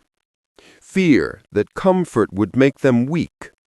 Fear that creativity would lead to change. But civilizations don't collapse from too much art or beauty. They collapse when they stop creating altogether. And Sparta, proud and austere, became a monument not to strength, but to self-inflicted simplicity. If you ever want to see how an empire rots from the inside, look at what happens when no one works anymore. Sparta is a perfect example. They built their glory on the backs of the Helots, an enslaved population that did everything from farming to basic labor. At first, this system made the Spartan elite untouchable. They could train, fight, and boast about their superiority, while others toiled in the fields. But over time, that dependence on forced labor didn't just enslave the Helots, it enslaved the Spartans too, trapping them in a system where no one knew how to actually do anything. Let's start with how it worked. The Helots were mostly Messenian Greeks, conquered early in Sparta's history. Each Spartan family was assigned a group of Helots to work their land. The food, the harvests, the economy, all of it depended on these enslaved workers. The Spartan citizens didn't farm, build, trade, or craft. Their only job was to be soldiers. That sounded noble, but it meant the entire civilization rested on the productivity of people who hated them. Here's the problem. When you don't have to work for survival, you lose respect for the value of work itself. The Spartans became proud of their idleness. Labor was seen as beneath them, something fit only for slaves. That attitude killed initiative. Innovation? Useless. Efficiency? Irrelevant. The system kept running because the Helots made it run, not because the Spartans improved it. Meanwhile, the Helots lived in misery and resentment. They were forced to feed the same people who brutalized them. The Spartans knew the Helots hated them, so they ruled through constant fear. Every year, the government would officially declare war on the Helots, making it legal to kill them without consequence. Young Spartan men, the Krypteia, were even sent out at night to assassinate potential leaders among the slaves just to keep them terrified. Imagine living in a society where the ruling class spends more energy suppressing workers than improving life. That was Sparta. The long-term effects were devastating. Because Helots did all the essential labor, the Spartans lost every practical skill. When food production dropped or revolts disrupted farming, they couldn't fix it themselves. They didn't know how to plant, harvest, repair tools, or manage resources. A single uprising could starve the entire city. And when that happened, they blamed the Helots instead of recognizing the flaw in their own system. Economically, this dependence strangled progress. Trade was minimal, technology stagnated, and new ideas never took root because nobody needed anything to invent. The Helots worked under duress, the Spartans lived off their backs, and the whole structure stood still until it finally fell. In the end, Sparta's greatest weakness wasn't foreign armies, it was laziness disguised as nobility. Their warriors believed hard work was dishonorable, but without workers, even warriors starve. By enslaving others, Sparta enslaved its own future. They built a nation where strength meant doing nothing, and that's a formula no civilization survives for long. Sparta loved to brag about how pure its citizens were, a society of warriors uncorrupted by greed or luxury. But purity doesn't plow fields, forge weapons, or trade goods. While other Greek city-states thrived by encouraging merchants, builders, and artisans, Sparta locked all of that talent out of citizenship. Only warriors could be full members of society. Everyone else, craftsmen, blacksmiths, potters, traders, was shoved into the margins. And that obsession with keeping their elite above labor slowly strangled their economy and their creativity. Let's start with how bizarre this system was. In most Greek cities, merchants and artisans were respected professionals. They built temples, crafted armor, and drove the economy forward. In Athens, for example, the marketplace, the agora, was the heart of public life. Ideas flowed alongside goods. But in Sparta, trading and crafting were seen as shameful. The ruling warrior class, the Spartiates, were forbidden from engaging in commerce or manual labor. It was considered beneath them. So who did all the work? Outsiders. These outsiders were called perioikoi, free but non-citizen residents who lived around the Spartan territory. They ran workshops, built ships, forged weapons, and managed trade because the real Spartans refused to do it.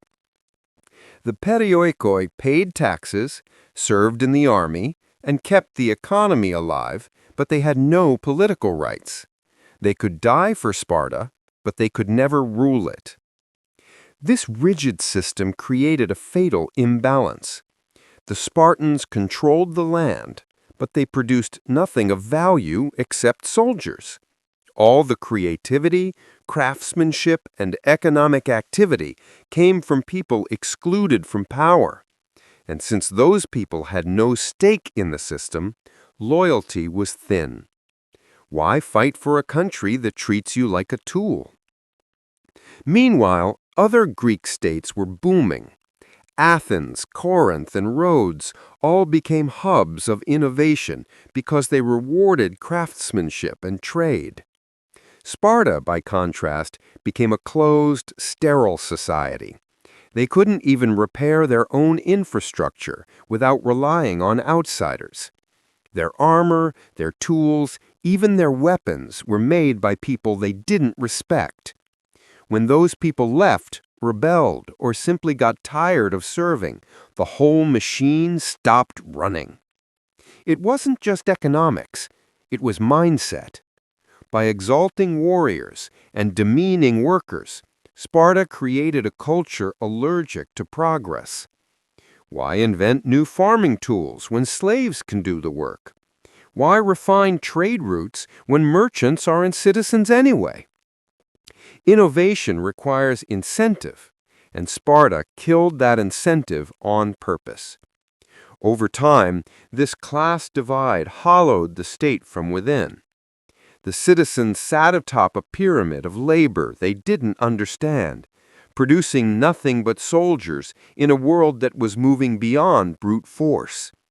Their isolation grew, their wealth shrank, and their military edge dulled because they had no homegrown industry to support it.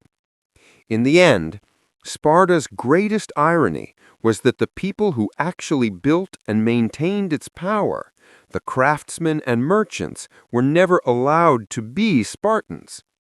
They built the tools, forged the armor, and kept the economy breathing. Yet the warriors they served looked down on them. And when the war stopped and the soldiers were gone, there was no one left who knew how to build. For centuries, Sparta's entire survival depended on one thing: the helots kept farming. These enslaved peasants did all the hard work, while the Spartan elite trained for war, marched off to battle, and basked in glory. As long as the field stayed productive, Sparta could live in luxury without lifting a hoe. But here's the fatal flaw. If your food supply depends on people who hate you, you're one bad day away from famine. And when the helots finally started fighting back, the Spartan system began to starve itself to death. Let's rewind a bit. The helots, mostly conquered Messenians, worked the farmland that sustained the Spartan state. They grew the grain, pressed the olives, and raised the livestock that fed the entire population. In exchange, they got nothing but oppression and fear. Spartans kept them in check through terror, annual purges, public killings, and brutal crackdowns. It worked for a while, but you can only kick people for so long before they start kicking back. The first big wake-up call came during the Messenian revolts, which were massive slave uprisings that nearly wiped Sparta off the map. The helots didn't just riot, they organized, fought like soldiers, and even held territory for years. One revolt, sparked by a devastating earthquake in the 460s BCE, crippled the Spartan economy for decades. Fields were abandoned, crops rotted, and the entire agricultural backbone of the state snapped. And here's where the irony really bites. The Spartans were supposed to be the best fighters in Greece, but they were so busy suppressing their own slaves that they barely had time to defend their borders. Every time a revolt broke out, they had to recall their armies, cancel campaigns, and focus all their energy on keeping the helots under control. They weren't an empire anymore. They were prison guards with armor. The constant fear of rebellion also meant they couldn't innovate in farming or trade. The helots were too oppressed to work efficiently, and the Spartans were too paranoid to teach them better methods. So productivity tanked. Food shortages became common, wealth declined, and their isolation from trade meant there was no backup plan. If the Helots stopped farming, the Spartans didn't eat. Simple as that. To make matters worse, every revolt cost them more than just food. It cost them credibility. Neighboring cities saw Sparta struggling to control its own slaves and started questioning its legendary strength. The image of invincibility cracked, and with it, the foundation of their political dominance. Over time, the endless cycle of revolt, suppression, and famine hollowed out the Spartan economy. They couldn't feed their population, couldn't sustain their armies, and couldn't rebuild their losses. The Helot system that had once made Sparta powerful was now the chain dragging it down. In the end, the Spartans created a society where freedom for a few meant fear for everyone else. The Helots may have been enslaved, but when they rose up, they took the whole system with them. The fields that once fed an empire became the graves of its arrogance, proof that no civilization survives long when its foundation is built on resentment. Sparta's lifeline wasn't its bronze armor or its famous phalanx. It was its farmland. The region of Messenia, conquered early in Spartan history, was the breadbasket that kept the empire alive. The Helots farmed it, the soldiers ate from it, and the entire Spartan way of life depended on its crops. But as war after war tore through Greece, those fertile plains turned into scorched wastelands. And when Messenia burned, so did Sparta's future. Rewind. Messenia was conquered around the 8th century BCE and turned into Spartan farmland worked entirely by enslaved Messenians, the Helots. For generations, that land provided grain, olives, and livestock in abundance. Sparta could afford to train its citizens full-time as soldiers because they didn't need to farm. The system worked until the wars came. Sparta fought endlessly against Argos, Athens, Thebes, Persia, and eventually even Rome. Every generation saw new conflicts, and every conflict meant armies trampling through fields, burning villages, and seizing crops. Messenia, sitting at the southwestern edge of Sparta's territory, was often the first target. Invading forces knew that if they could cripple Messenian agriculture, they could starve the Spartan war machine. And it worked, again and again. The Peloponnesian War, 431 to 404 BCE, was especially devastating. Both Athens and Sparta waged campaigns that destroyed farmlands across Greece, but Messenia took the worst of it. Armies marched through the region repeatedly, torching crops and raiding granaries. The Helots who worked the land either fled, revolted, or were killed in the chaos. When the war finally ended, there wasn't much of a harvest left to claim. Then came the Theban invasion after the Battle of Leuctra in 381 BCE, the final blow. The Theban general Epaminondas, determined to break Sparta's back forever, did something no one had dared before. He marched into Messenia, liberated the Helots, and founded the city of Messene as a free state. For the first time in centuries, the land that had fed Sparta was no longer theirs. It was independence through revenge. The Spartans suddenly went from having endless fields to having none. Their economy collapsed almost overnight. Without Messenia, Sparta had no agricultural base. Their soldiers could no longer rely on slave-grown food, and the state had no means to support its population. They were forced to import grain, something their rigid economy and isolationist policies made nearly impossible. Once self-sufficient, they now depended on the very trade they once disdained. Pride couldn't feed them anymore.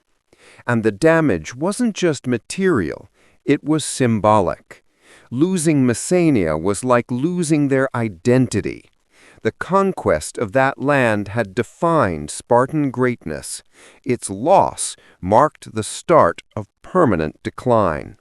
From then on, they were no longer the masters of Greece, just another city struggling to survive. In the end, the destruction of Messenian farmland wasn't just an agricultural disaster, it was the moment Sparta's foundation crumbled. The fields that once fueled their supremacy were turned into battlefields, and the soil that fed their empire became the grave of their power. Without Messenia, Sparta wasn't Sparta anymore, just a ghost of its former strength, starved by the very wars it loved too much to stop fighting. Sparta is often remembered as the ultimate equal society, where every citizen was the same, equally trained, equally disciplined, equally dedicated to the state. But that image was propaganda. Behind the bronze helmets and heroic speeches, Sparta was collapsing under massive inequality. A handful of wealthy families controlled nearly all the land, while most citizens, the so-called equals, were anything but. The city that preached unity had quietly split into haves and have-nots. And that divide did more damage than any invading army ever could. Originally, the Spartan system was supposed to prevent inequality. The legendary lawgiver Lycurgus had designed a utopia on paper. All land divided equally among citizens, everyone fed by the same communal mess halls, and wealth made irrelevant. In theory, a poor Spartan was an oxymoron. But over the centuries, reality twisted that ideal into a nightmare. Land could be inherited, and because Spartans had low birth rates and strict marriage laws, property started consolidating into fewer and fewer hands. Wealth didn't vanish, it just became invisible, concentrated among the elite who hid behind talk of discipline and virtue. By the 4th century BCE, inequality had gotten so bad that most full citizens no longer had enough land to feed themselves or contribute to the communal meals, a requirement for maintaining citizenship. If you couldn't provide your share of food, you lost your status. That meant more and more Spartans were being downgraded to a lower class called the hypomiones, inferiors. Imagine being born into the proudest warrior race in history, trained your whole life to be a soldier, and then losing your citizenship because you were too poor to buy dinner? Meanwhile, the rich Spartiates were living quite comfortably, controlling huge estates worked by helots. They were the ones funding political campaigns, influencing decisions, and marrying within a tiny circle to keep their wealth intact. The poor, excluded from politics and mocked as failures, grew resentful. But rebellion wasn't in their culture. Obedience was. So instead of uprising, the poor Spartans just faded out of the system. The population of full citizens shrank even faster, accelerating the empire's decline. This inequality also poisoned their famous military. The army that once prided itself on uniformity, same armor, same rank, same honor, now reflected economic reality. The rich could afford better equipment, horses, and connections. The poor, if they fought at all, did so with borrowed gear or as auxiliaries. Unity was dead. The phalanx that once stood shoulder to shoulder now had invisible cracks between the wealthy and the struggling. Even their kings noticed. Reformers like Aeges IV and Cleomenes III tried to redistribute land and restore balance, but the rich resisted fiercely. Both reform attempts failed. One king was executed, the other driven into exile. Sparta would rather die unequal than live united again. By the end, their proud slogan of "all Spartans are equals" had become a cruel joke. A society built on discipline and simplicity was rotting from greed and class division. Sparta didn't need an external enemy. It destroyed itself from within. The greatest warriors of Greece were undone not by swords or arrows, but by something far more ordinary: inequality. Sparta loved to brag that all its citizens were equals, same training, same discipline, same iron will.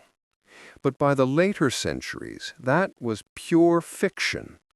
Behind the proud image of bronze-clad warriors stood an economy quietly collapsing under its own laws. The biggest culprit? Land inheritance rules that accidentally funneled wealth into the hands of a shrinking elite. While the old Spartan system was designed for equality, it ended up creating an aristocracy so small and powerful that it strangled the entire state. It started with good intentions. The legendary reformer Lycurgus supposedly divided all Spartan land equally among citizens, ensuring that every man could support himself, feed his family, and contribute to the communal mess halls, the Syssitia. On paper, it was a perfect model of fairness. No rich, no poor, just warriors. But as centuries passed, the system broke down in the most predictable way possible, through inheritance. Spartan law allowed land to pass through families, and as men died in endless wars, property often went to widows and daughters. Because women couldn't serve as soldiers, they didn't use the land directly. They leased it out or consolidated it through marriage. Over generations, that meant fewer and fewer families controlled more and more property. By the 4th century BCE, historians estimate that fewer than 100 Spartan families owned nearly all the land. Everyone else? Landless, powerless, and stripped of full citizenship. Now remember, in Sparta, citizenship wasn't automatic. You had to be able to contribute food from your land to the communal meals. If you lost your land, you couldn't contribute. And if you couldn't contribute, you lost your status as a Spartiate. That created a vicious cycle. Fewer citizens owning more land, while the majority got pushed out of the system entirely. The warrior society that once prided itself on equality turned into a class pyramid with a handful of landlords at the top and an ocean of disenfranchised soldiers below. This land concentration destroyed the very foundation of Sparta's military. The once mighty army of 8,000 full citizens dwindled to fewer than 1,000 by the time of the Battle of Leuctra. You can't field armies when your equal warriors have been economically erased. Those who remained rich avoided reforms, terrified of losing their estates. Meanwhile, the poor who lost citizenship had no reason to fight for a system that had kicked them out. When reformers like Aegis IV tried to fix this by redistributing land, the elite literally killed him to protect their fortunes. His successor, Cleomenes III, tried again and temporarily restored some equality. But even his efforts fell apart once the rich regrouped. By then, it was too late.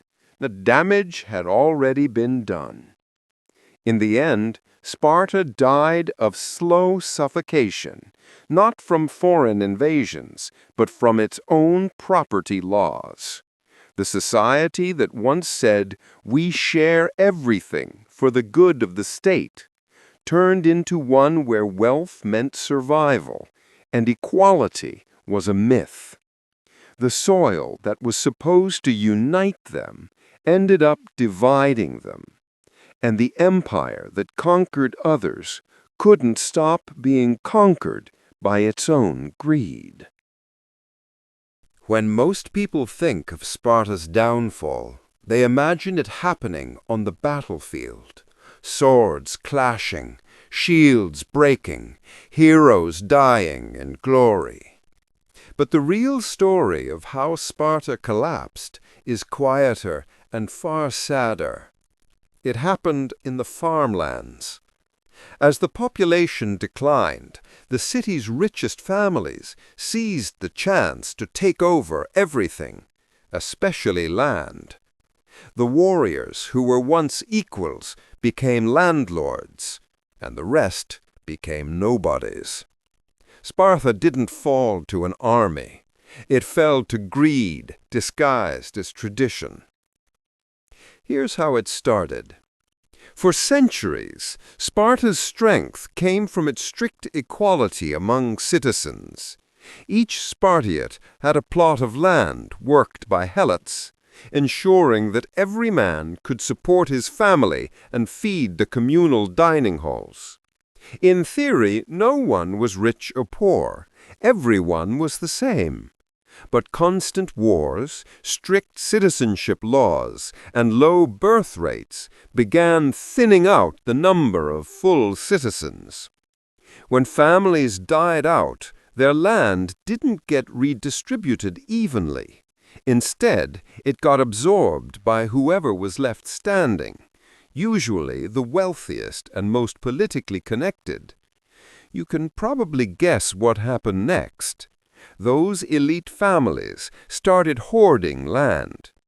They merged estates through inheritance, arranged marriages to keep property within a few bloodlines, and quietly pushed poorer citizens out of ownership. The Spartan population was shrinking, but the estates were getting larger. Vast tracts of land worked by helots who had never even seen their owners. What was once a community of warriors became an oligarchy of landlords. By the 4th century BCE, the imbalance was staggering. A small handful of aristocrats owned almost all of Sparta's farmland. Everyone else, the so-called equals, couldn't even afford to feed themselves. Without land, they couldn't contribute to the communal mess halls, which meant they lost their citizenship rights altogether. That created a new underclass of disenfranchised Spartans, known as the hypomaioni, inferiors. They were still born Spartan, but treated as outsiders in their own city. The political consequences were disastrous. Sparta's leadership became dominated by wealthy landowners, more interested in protecting their estates than in defending their people. Instead of warriors, they became bureaucrats. calculating, cautious, and greedy. When reformers like King Aegeus IV tried to redistribute land to revive the state, the elites murdered him. When King Cleomenes III tried again, they exiled him. Sparta's so-called guardians of tradition were willing to destroy their country to keep their property. This greed also crippled their military. Fewer citizens meant fewer soldiers, and the rich had no desire to risk their lives in war. They preferred to hire mercenaries or rely on allies. The Spartan spirit, once defined by equality and shared sacrifice, had been sold off acre by acre to the highest bidder. In the end, the land that had once sustained Sparta became its coffin. What began as a proud society of equals turned into a feudal state run by a handful of oligarchs clutching their fortunes while their world burned. The greatest irony, the land they hoarded outlasted them. When Sparta finally collapsed, the soil remained rich and fertile, and free of the people who had destroyed it through greed. If ancient Greece was a network of bustling city-states trading ideas, art, and goods across the Mediterranean, then Sparta was the one city that slammed the door shut and said, "We're fine on our own." That stubborn isolation, both economic and cultural, worked when the world was small. But as trade networks expanded and economies evolved, Sparta's self-imposed bubble became a cage. The same pride that once made them powerful eventually left them starving, stagnant, and forgotten. Let's start with what set Sparta apart. While cities like Athens and Corinth built their wealth through trade, Sparta believed commerce was corrupting. They banned foreign merchants, outlawed gold and silver coins, and even discouraged travel outside their borders. To them, trade meant luxury, and luxury meant weakness. They wanted to stay pure, a society of warriors, not shopkeepers. So they built a closed economy based on agriculture, helot labor, and iron bars for money. It was simple, it was strict, and it was completely unsustainable. In the early days, this system didn't seem like a problem. Messenia's fertile farmland kept them self-sufficient, and their army kept others from messing with them. But as other Greek states began trading across the Aegean and Mediterranean, wealth, technology, and ideas flowed everywhere except Sparta. Athens became a cultural and financial superpower. Corinth turned into a trade hub. Even smaller states thrived on craftsmanship and exports. Meanwhile, Sparta remained an isolated bubble of muscle and paranoia. And isolation breeds weakness. Without trade, Sparta couldn't access critical resources like timber for shipbuilding, metals for weapons, or foreign goods that drove innovation elsewhere. When the Peloponnesian War broke out, they realized too late that their landlocked, trade-averse economy couldn't fund a long conflict. They had to rely on Persian gold. Yes, Persia, their former enemy, to pay for their navy. The pure warrior state had to beg for money just to keep fighting. After the war, things got worse. Other Greek cities recovered through trade and rebuilding. Sparta couldn't. They had no merchants, no artisans, no economic diversity. When their population declined and Helot revolts disrupted farming, they had no safety net. A society that refused to engage with the outside world found itself with nothing to exchange when times got hard. Even diplomacy suffered. Trade builds alliances, but Sparta had nothing to offer except soldiers. When the wars ended and peace demanded cooperation, they were out of the conversation. Their once feared name became irrelevant in a world driven by commerce and culture. You can't intimidate someone into selling you grain. Eventually, the isolation that once protected them became a trap. Their closed economy couldn't compete with the bustling markets of Greece or the expanding influence of Macedon and later Rome. Sparta became a ghost of its former self, proud but poor, pure but powerless. In the end, Sparta's refusal to trade wasn't just an economic mistake, it was an identity crisis. They thought rejecting the outside world would preserve their strength. Instead, it locked them out of progress. The world moved forward through connection, and Sparta, standing proudly alone, was left behind, a relic surrounded by riches it could never touch. In theory, having two kings sounds like balance, like built-in teamwork, a safeguard against tyranny. But in practice, it was chaos with a crown. Sparta's famous dual kingship, two monarchs ruling side by side, was meant to keep power in check. Instead, it created centuries of rivalry, paranoia, and political deadlock. While other empires struggled against external enemies, Sparta often fought itself from the inside out. Here's how it worked.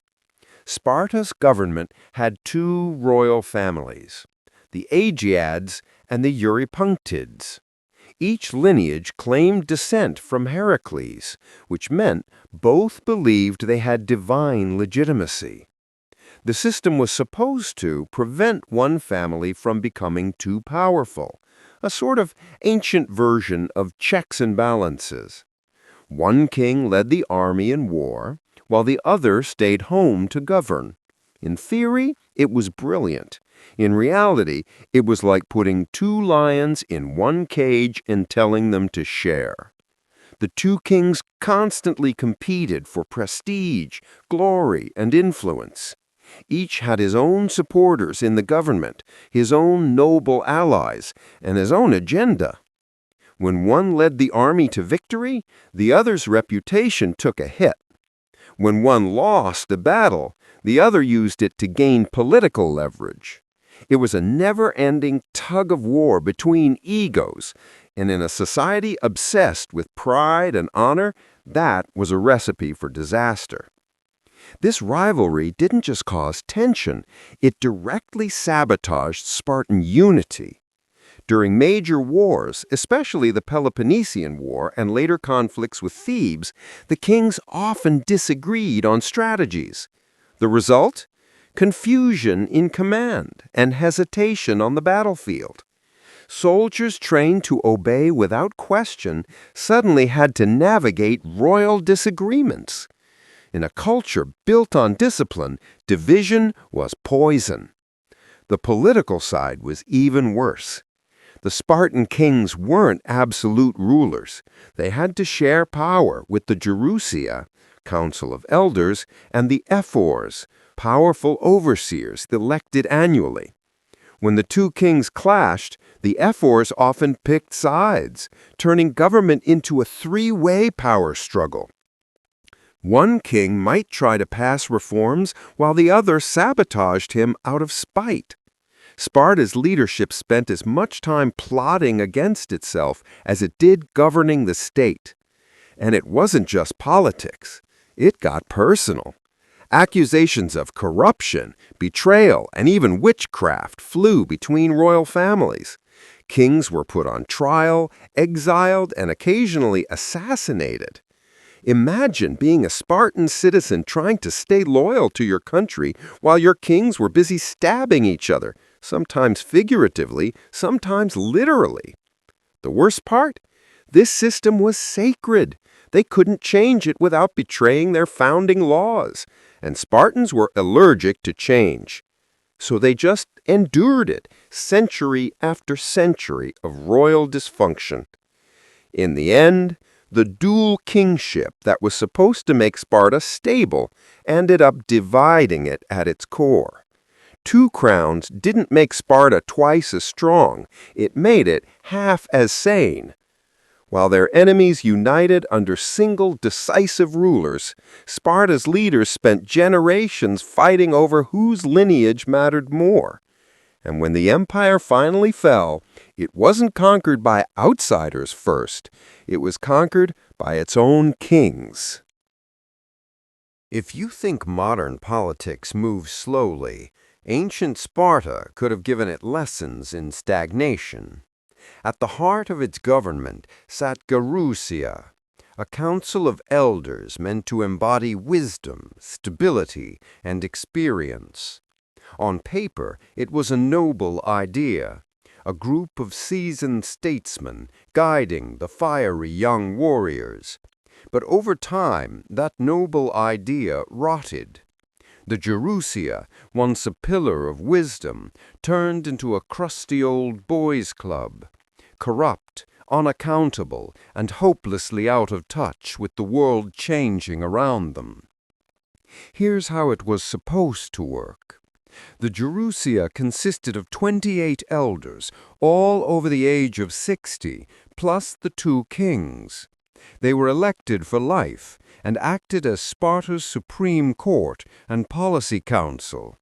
They proposed laws, advised the kings, and even had the power to veto decisions made by the People's Assembly, Appella.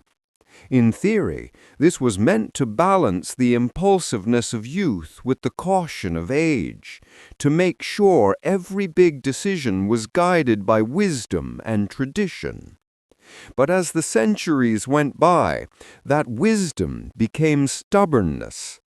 Gerousia started valuing tradition over progress, loyalty over merit, and fear of change over logic. New ideas were almost always shot down. Reforms? Too risky. Innovation? Un-Spartan. If anyone dared to question their authority, they were branded traitors to their ancestors. It was like running a country where every decision had to be approved by ghosts. And because the members were elected for life, the council turned into a permanent aristocracy.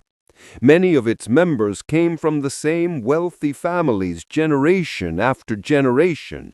The very people who benefited from Sparta's inequality were the ones deciding how to, quote, fix it, which of course meant nothing ever got fixed.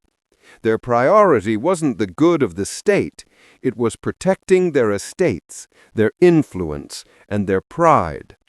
By the time reformers like Agis IV and Cleomenes III tried to modernize Sparta, redistributing land, expanding citizenship, reviving its economy, Gerousia blocked every attempt. They called it unconstitutional. They claimed to defend tradition, but what they were really defending was privilege. Agis IV was eventually executed, and Cleomenes driven into exile, both victims of the same system they tried to save. The result was paralysis. While the rest of Greece adapted to new political realities, democracies in Athens, monarchies in Macedonia, republics in Rome, Sparta's Council of Elders clung to laws written centuries earlier. They couldn't even see how outdated they'd become. The world was moving into the Iron Age, but Gerousia was still thinking in bronze. In the end, Gerousia didn't preserve Sparta, it suffocated it. Their refusal to change left the city weak, poor, and politically irrelevant. The council meant to embody wisdom ended up embodying fear. Fear of progress, fear of reform, fear of losing control. And when the final days came, it wasn't the strength of Sparta's enemies that doomed it. It was the grip of its own elders, holding on so tightly to the past that they crushed the future in their hands. In ancient Sparta, the word ephor meant overseer. There were 5 of them, elected officials who were supposed to keep the kings and the people in check. Think of them as the watchdogs of the state.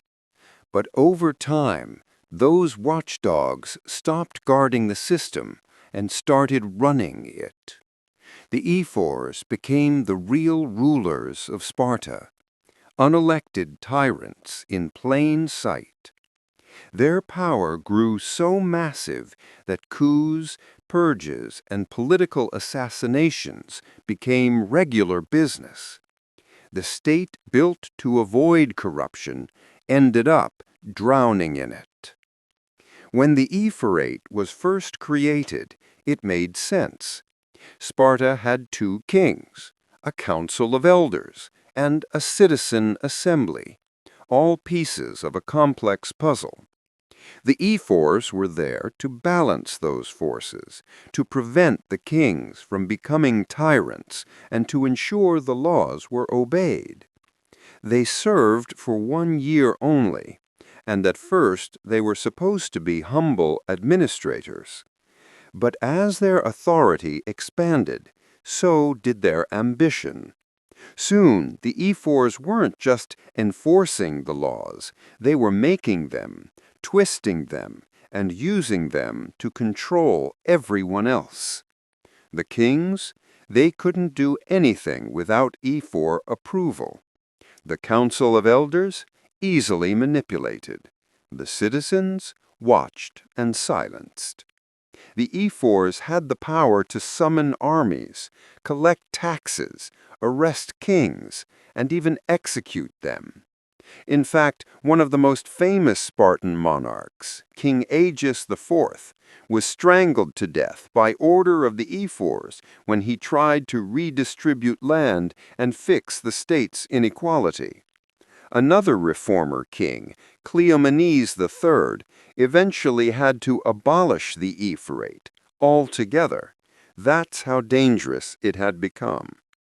This constant power struggle between kings and ephors made Spartan politics a snake pit. Every decade or so, one side would accuse the other of corruption, treason, or betraying the ancestors.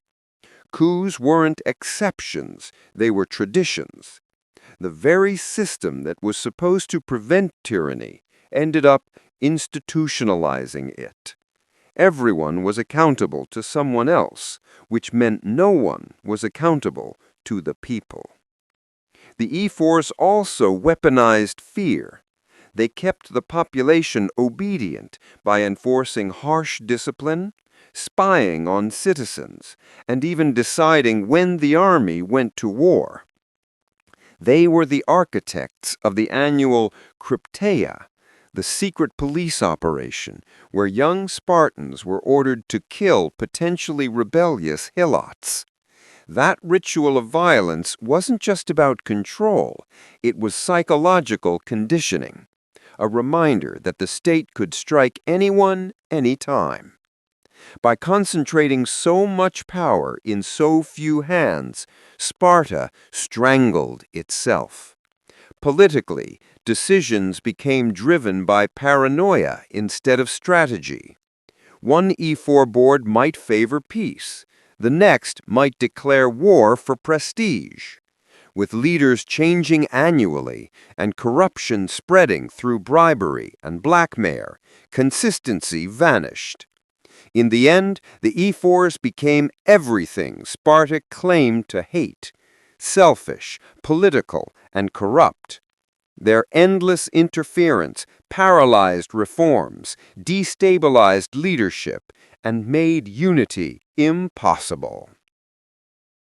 Sparta's greatest strength was also its greatest weakness. It never changed. The city's entire political system was based on a single ancient document called the Great Retra, a kind of semi-mythical constitution supposedly handed down by the legendary lawgiver Lycurgus and blessed by the gods. For centuries, Spartans treated it as sacred, untouchable, unquestionable, eternal. But that devotion to tradition became a death sentence. While the rest of the Greek world evolved, Sparta was stuck following a rule book written for a world that no longer existed. The Great Retra wasn't even written down at first. It was memorized and passed on orally like a divine commandment. It laid out the foundation of the Spartan government: 2 kings, the Council of Elders, Eurousia, the People's Assembly, Apella, and the Ephors. Every law, every custom, every ritual traced back to it. The problem? It was built for an early tribal society, not for a complex nation trying to manage diplomacy, trade, and warfare across centuries. The Spartans believed that their system was perfect, literally perfect, because it came from Lycurgus, whom they revered as almost godlike. Changing it wasn't just seen as dangerous, it was blasphemous. The result was a political system frozen in time. If something went wrong, economic collapse, inequality, population decline, there was no legal way to fix it. Reformers who tried were crushed, often violently, because the law itself didn't allow for self-correction. Think of it like a machine that can't be repaired. Every moving part wears down eventually, but Sparta's constitution didn't come with a manual for maintenance. When cracks appeared, land ownership concentrated into a few families, citizenship numbers plummeted, corruption spread. The only solution was to pretend nothing was wrong. The government's logic was simple. If the ancestors said it was good, it must still be good. But the ancestors never lived in a world where Persia, Thebes, or Macedonia existed. This rigidity turned reform into rebellion. Kings like Agis IV and Cleomenes III realized that without major constitutional change, Sparta was doomed. They tried to redistribute land, expand citizenship, and modernize the laws, but because the Great Retra didn't allow for reform, their actions were technically illegal. The result? Agis was executed, and Cleomenes was forced into exile. The constitution that was supposed to preserve order ended up strangling progress. By refusing to adopt, Sparta became a political fossil.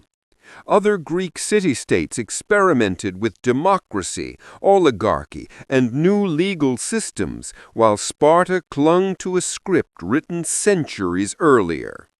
Its laws were so rigid that even small adjustments, like expanding trade or updating military tactics, were seen as dangerous heresy. The Great Retra didn't protect Sparta's stability, it protected its decay. In the end, Sparta's downfall wasn't caused by enemies tearing down its walls. It was caused by its own refusal to rewrite them. The Great Retra gave Sparta identity, but it also locked it in a tomb of its own making. What began as a vision of eternal order became an unbreakable curse, a constitution so sacred it forbade survival. In most civilizations, progress begins when people dare to ask, "What if we did things differently?" In Sparta, asking that question could get you killed. The Spartans treated change like a disease, something that infected the soul and weakened the state. Their laws, their education, even their religion revolved around the idea that the old ways were perfect and the new ways were dangerous. And that mindset, more than any invading army, ensured Sparta would never survive the future. To understand this, you have to see how deep the worship of tradition went. The legendary lawgiver Lycurgus was treated not as a politician, but as a prophet. His laws, collectively known as the ritra, were seen as divine. Questioning them wasn't political dissent, it was blasphemy. The Spartans genuinely believed their system was the pinnacle of human civilization, designed by the gods themselves. That made change not just suspicious, but sacrilegious. So when someone in Sparta proposed reform, even small practical ones, they weren't debating policy. They were committing ideological suicide. You weren't just saying, "This law doesn't work anymore." You were saying, "The ancestors were wrong," and that was unforgivable. Take the example of King Aeges IV, who tried to modernize the system in the 3rd century BCE. He wasn't some reckless revolutionary. He just wanted to fix the massive wealth inequality by redistributing land and restoring citizenship to poor Spartans. His argument? Sparta had lost its way. But instead of being celebrated as a patriot, he was executed by the very government he was trying to save. Decades later, King Cleomenes III made the same attempt, abolishing the corrupt ephorate and reviving reform, and ended up exiled and hunted down. To question the system was to mark yourself for death. This fear of change wasn't limited to politics. It infected everything. Innovation in farming, trade, or warfare was discouraged. Experimentation in art or science was mocked as Athenian weakness. Even foreign ideas were banned. Outsiders were rarely allowed into Sparta, and Spartans were forbidden from traveling abroad. The government believed new thoughts could pollute the minds of citizens. Imagine a country so paranoid about change that it locked its own people away from the rest of the world. At first, this made Sparta seem disciplined, stable, unshakable, but in reality, it was suffocating. When you outlaw progress, you also outlaw adaptability. As the rest of Greece advanced, new technologies, political systems, philosophies, Sparta stood still, frozen in bronze. By the time their enemies evolved, they couldn't even understand the world they were living in. The tragedy is that the Spartans weren't stupid, they were trapped. Their entire culture had been built on the idea that to change was to betray everything sacred. But the world doesn't care about your traditions. It keeps moving. Sparta didn't die because it was conquered. It died because it refused to evolve, because every reformer, every thinker, every visionary who could have saved it was branded a traitor before they even opened their mouths. For a society that preached discipline, honor, and merit, Sparta had a dirty secret. Its leadership, often had nothing to do with merit at all. Beneath all the talk of equality and courage, the system for choosing military leaders was riddled with nepotism. Bloodlines, connections, and family prestige mattered far more than skill, experience, or intelligence. In a culture that claimed to worship excellence, power was often handed down like an inheritance. And that favoritism didn't just bruise Sparta's pride, it cost them wars. Let's start with how it worked. Spartan society was divided into rigid classes, and at the top sat the Spartiates, the full citizens. Among them were a few noble families who could trace their lineage back to the mythical hero Heracles. These elites controlled politics, land, and most importantly, the army. Command positions were usually given to those from the right families, sons of famous generals or allies of powerful kings. On paper, military command was about leadership. In practice, it was about pedigree. That kind of favoritism might sound harmless, but in a place like Sparta, it was catastrophic. The army was the heart of their identity. Every boy was trained for war. Every man expected to be a soldier. Yet when it came time to choose who actually led those soldiers, the state cared more about family trees than battlefield competence. The result was predictable. Strategic mistakes, infighting, and resentment among the ranks.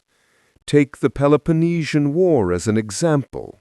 Some of Sparta's worst blunders came from poor leadership decisions driven by politics instead of logic. When generals were chosen to please rival factions or preserve aristocratic alliances, military efficiency went out the window. Even when talented men rose through the ranks, their success often drew jealousy, which meant they were either sidelined or accused of treason. Spartan politics chewed up its best commanders faster than the enemy did. The dual king system made things worse. Since each king came from a different royal line, their relatives and allies expected special treatment. Every campaign became a family competition, and every appointment was a favor to someone's cousin. The result? Commanders were often chosen not for brilliance, but for loyalty to the right bloodline.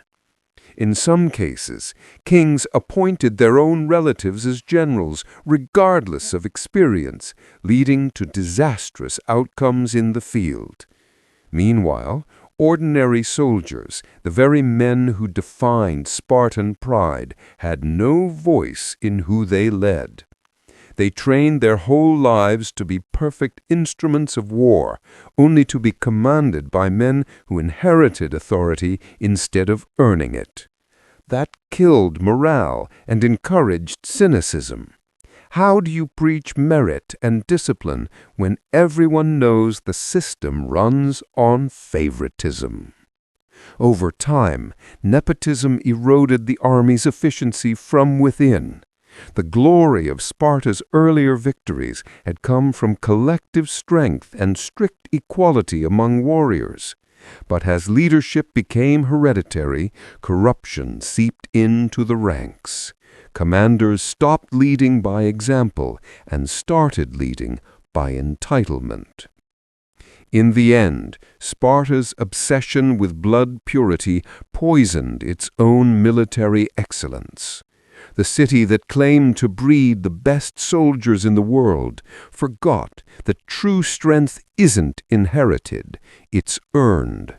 And once nepotism took the reins, the legendary Spartan army became just another victim of privilege masquerading as tradition. When a society starts killing the very people trying to save it, you know it's already dead on the inside. That's exactly what happened in Sparta. Every time someone stood up and said, "We need to change or we'll collapse," the government didn't listen. It silenced them. Reformers weren't just opposed, they were branded traitors, imprisoned, or assassinated. Over time, that fear of reform became a death sentence for the entire civilization. Sparta didn't just resist change, it executed it. Let's rewind to the 3rd century BCE, when Sparta was clearly crumbling. The population was shrinking, wealth inequality was out of control, and corruption had hollowed out the government. Everyone could see the system wasn't working anymore. But whenever a reformer tried to fix it, the old guard struck back violently. The first great reformer was King August IV, a young and idealistic ruler who wanted to restore the old Spartan values. He wasn't trying to overthrow the system, he wanted to save it. His plan was simple but revolutionary. Redistribute land among citizens, cancel debts, and expand citizenship to rebuild the army. It was exactly what Sparta needed. But the powerful aristocrats who controlled the Gerousia and the ephors saw Agis as a threat to their wealth. So they accused him of treason, arrested him, and strangled him in prison, along with his mother and grandmother, just to send a message. Years later, King Cleomenes III tried again. He abolished the corrupt ephorate, implemented land reform, and revived the old communal values. For a brief moment, it worked. Sparta began to recover. But the elites who fled during his reforms returned with foreign backing, and Cleomenes was driven into exile. Surrounded by betrayal, he eventually took his own life rather than be captured. 2 kings, 2 patriots, both destroyed by the system they tried to rescue. And this wasn't unique to kings. Generals, philosophers, and officials who questioned tradition were often purged quietly, exiled, executed, or disappeared. The Spartan ruling class used loyalty to the ancestors as a weapon. Anyone advocating reform was accused of betraying Lycurgus, the mythical lawgiver. It didn't matter if the reforms were logical, moral, or necessary. If they threatened the old power structure, they had to die. The result was a self-sabotaging government that could never evolve. The Gerousia and the ephors became echo chambers of fear, terrified of any idea that might loosen their grip. Even when the world changed around them, new empires rising, economies transforming, they preferred stagnation to survival. Their motto might as well have been, "Better to die pure than live changed." By killing its reformers, Sparta killed its future. Each assassination was another nail in the coffin of adaptability. The few visionaries who could have modernized the state were silenced before they even had a chance. And the irony? The same elite who murdered them didn't save their own wealth or legacy. When Sparta finally fell, they lost everything too. In the end, Sparta's true tragedy wasn't defeat on the battlefield. It was murder in the council chamber. The greatest warriors of Greece were undone not by enemies with swords, but by cowards with power. When a nation starts fighting itself more than its enemies, its fall is only a matter of time. That's what happened to Sparta. Long after its glory days on the battlefield had passed, the city was torn apart by a different kind of war. Not with spears or shields, but with politics, ideology, and pride.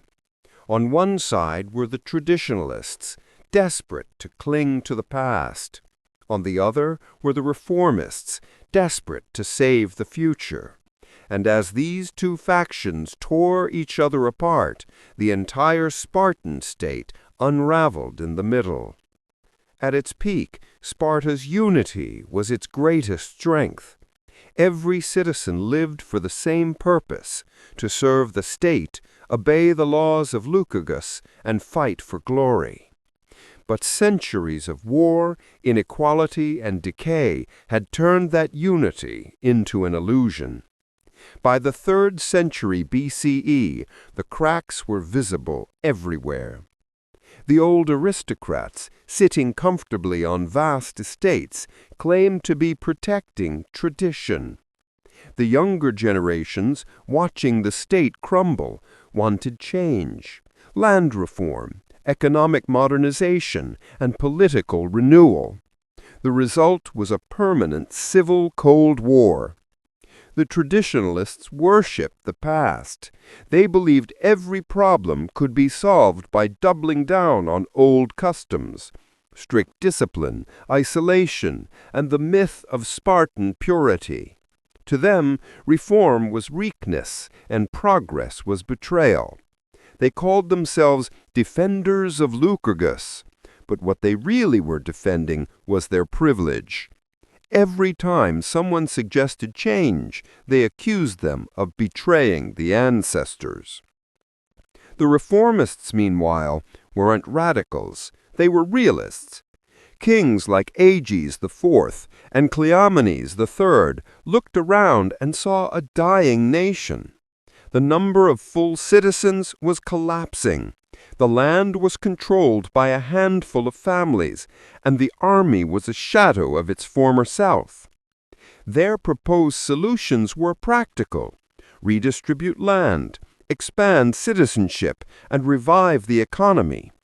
But to the old guard, that sounded like heresy. The result was paralysis. Sparta couldn't move forward because the reformists lacked power, and it couldn't hold still because the old system was collapsing. Each side saw the other as traitors. Reformers were corrupting the state, while conservatives were destroying it through greed. The government became a revolving door of coups, assassinations, and revenge. The ephors sided with the rich. The kings tried to side with the people. And the people? They were stuck watching their nation devour itself. This ideological war did more than destroy politics. It destroyed trust. Spartan citizens, once united by shared discipline, began to see each other as enemies. Loyalty to the state turned into loyalty to factions. When foreign powers like Macedon and later Rome entered the scene, they didn't have to conquer Sparta. They just had to pick which side to support. The rest handled itself. In the end, factionalism did what centuries of warfare couldn't. It broke the Spartan spirit. The same society that once prided itself on unity and strength collapsed under division and stubbornness. The traditionalists clung to a dead past. The reformists died trying to build a future. And between them, the very idea of Sparta, that myth of perfect order and discipline, was lost forever. For centuries, the word Sparta struck fear across the ancient world. But by the later years, that fear turned into laughter and even pity. The same leaders who once ruled with iron discipline began making one disastrous foreign policy decision after another. They switched allies like gamblers switching dice, fought wars they couldn't afford, and betrayed friends they desperately needed. The result wasn't just military failure. It was a total collapse of public trust. The Spartan people stopped believing in their government, and when that happens, no empire can survive. It started during the Peloponnesian War. At first, Sparta's foreign policy was simple: destroy Athens, their arch-rival. But even in victory, they couldn't manage success.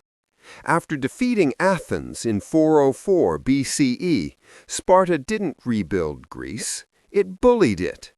They installed puppet governments called decharchies in defeated cities and ruled them with violence and corruption. Instead of liberators, they became occupiers. Allies who had once fought beside them turned against them. The same Spartan generals who promised freedom for Greece became its tyrants, and that arrogance came at a price. Within a generation, the allies who once respected Sparta joined Thebes and Corinth in open rebellion. The Corinthian War, 395 to 387 BCE. Sparta, already exhausted, barely survived. To make matters worse, when things got desperate, they made a deal with the unthinkable, Persia, the same empire they had once fought to defend Greece against. The Persians funded the Spartan navy in exchange for influence over Greek politics. It was a moral betrayal that shocked the Greek world. To the Spartan people, who had been raised to despise foreign corruption, it was like selling their soul. But the mistakes didn't stop there.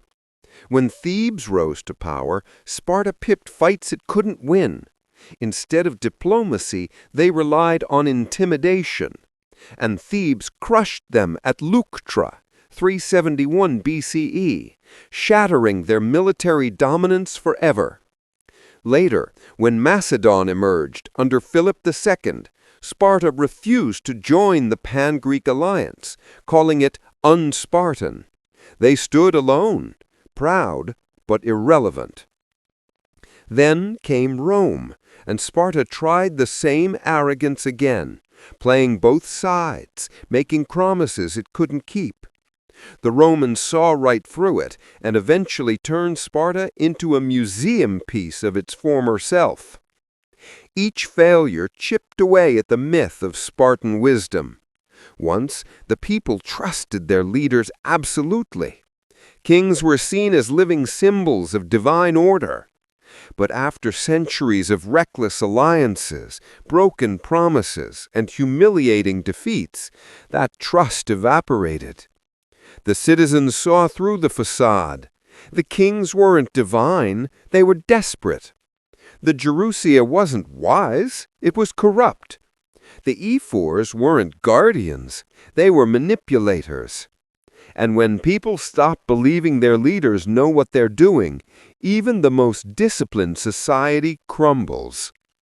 In Sparta's case, that disbelief was catastrophic. The citizens who once marched proudly into war now questioned every command. Soldiers stopped trusting generals. Generals stopped trusting kings. The state that once functioned like a perfectly tuned machine fell apart because no one believed the gears were turning for the right reason anymore. In the end, Sparta's greatest defeat wasn't on the battlefield. It was in the hearts of its own people. Once trust was gone, the legend was gone too. And for a civilization built entirely on loyalty and obedience, that was the one war they could never win. There's a big difference between being respected and being feared, and Sparta forgot which one built empires that lasted. For centuries, they were admired for discipline, courage, and honor, but as their power grew, those virtues rotted into arrogance. Instead of negotiating with allies, they bullied them. Instead of diplomacy, they used intimidation. And for a while, it worked, until everyone they scared decided to turn against them. In the end, Sparta didn't lose its empire because it was conquered. It lost it because no one could stand dealing with them anymore. At their height, Spartan soldiers were the ultimate deterrent. Just the sight of their red cloaks and bronze shields was enough to make enemies surrender. That kind of fear is intoxicating, and Sparta got addicted. They stopped persuading and started threatening. Why bother with treaties or compromise when your army can force obedience? Why bother making friends when terror gets faster results? After the Peloponnesian War, this attitude reached its peak. Sparta had finally crushed Athens, and for the first time, it was the undisputed ruler of Greece. But instead of rebuilding or earning goodwill, it turned victory into domination. They installed puppet governments, brutal 10-man juntas known as decharchies, across conquered cities. They stationed Spartan garrisons everywhere, commanded by officials called harmosts, who ruled through fear.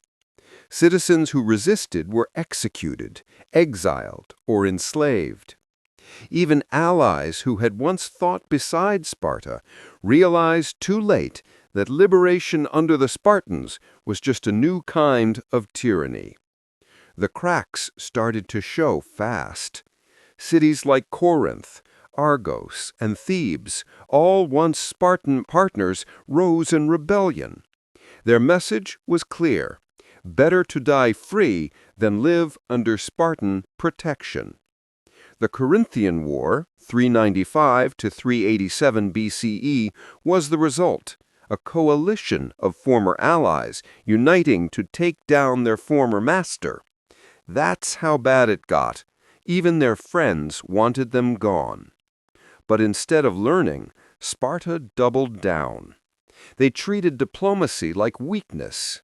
When words failed, they sent troops. When troops failed, they sent threats. When threats failed, they begged Persia for gold, the ultimate humiliation for a state that prided itself on purity. By the time they realized intimidation had limits, their reputation was already dead. The worst part, Sparta's arrogance blinded it to the changing world. While other Greek states built alliances through trade and shared culture, Sparta stayed isolated, convinced fear would always work. But fear is a short-term weapon. You can't build trust with it, only resentment. And resentment lasts longer than any spear.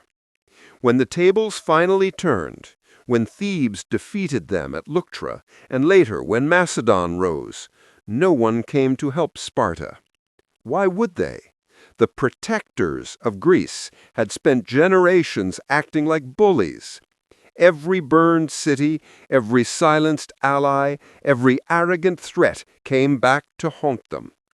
In the end, Spartan diplomacy didn't just fail, it poisoned everything it touched. They could conquer cities, but they couldn't win hearts. And in the ancient world, that was the difference between empire and extinction. When intimidation replaced respect, Sparta's legend turned from glory to warning. Proof that fear may control people for a while, but it never earns their loyalty. Sparta is often romanticized as the land of discipline, a place where simplicity and strength were sacred. But there's a fine line between disciplined and lifeless, and Sparta crossed it. Their obsession with austerity, the total rejection of comfort, pleasure, and art, didn't make them stronger in the long run. It made them hollow. While other civilizations built cultures that thrived on creativity, beauty, and curiosity, Sparta built one that couldn't feel joy. Over time, that spiritual emptiness bled into every part of their society, until even victory tasted like ash. To the Spartans, luxury was corruption. Their lawgiver, Lycurgus, taught that softness led to weakness, and weakness led to ruin. So they outlawed almost everything that made life enjoyable. No fine clothes, no jewelry, no elaborate meals, no theater, no music beyond military rhythm. Even furniture was regulated. Beds were made of reeds, meals were communal and plain, and wine was rationed. Children were raised to see comfort as sin. Their entire culture was built on denial, the belief that happiness itself made you vulnerable. At first, this strictness gave them an edge. It forged tough soldiers who didn't complain, didn't indulge, and didn't hesitate. But you can't build a civilization on deprivation forever. When you remove art, humor, and imagination, you remove the soul of a society. Other Greek city-states, especially Athens, were exploding with creativity, painting, philosophy, theater, architecture. Those things didn't just entertain people. They inspired innovation, unity, and pride. Sparta had none of that. Its citizens were brave but joyless, a people who could win wars but never hearts. Their austerity also crushed individuality. Everyone was expected to live the same, eat the same, think the same. Personal ambition was discouraged. Even speaking too freely was seen as arrogance. Spartans were famous for their short, clipped speech, laconic, as the Greeks called it. What outsiders saw as cool restraint was in truth the product of a culture that feared expression. They weren't reserved, they were repressed. That repression bled into their relationships too. Families were separated by the state's strict control of marriage and child-rearing. Parents rarely raised their own children, who were taken at age 7 to begin military training. Affection, art, and leisure, the things that bind people together, were replaced with obedience and silence. It's no wonder Sparta produced warriors, but no poets, philosophers, or scientists. They didn't have time for dreams. Eventually, that cultural sterility became a death sentence. A society without art has nothing to live for once the fighting stops. When the wars ended and the victories dried up, Sparta had no emotional or intellectual foundation to fall back on. There were no plays, no inventions, no books, just memories of a glory that couldn't sustain them. In the end, the Spartan ideal of strength through austerity turned into weakness through emptiness. They built walls around their hearts and called it discipline. But a nation without beauty, laughter, or imagination can't survive forever. It can only fade quietly into the dust, remembered not for what it created, but for everything it refused to become. If ancient Athens was the heart of ancient Greek creativity, Sparta was its locked, echoing vault, strong, cold, and empty. While other Greek cities were busy writing plays, debating philosophy, and painting murals that would define Western culture, Sparta proudly rejected it all. Art was a weakness, literature was nonsense, and philosophy was a waste of time. They mocked thinkers, banned poets, and silenced musicians. In their quest to be the toughest society on earth, they accidentally became the dullest.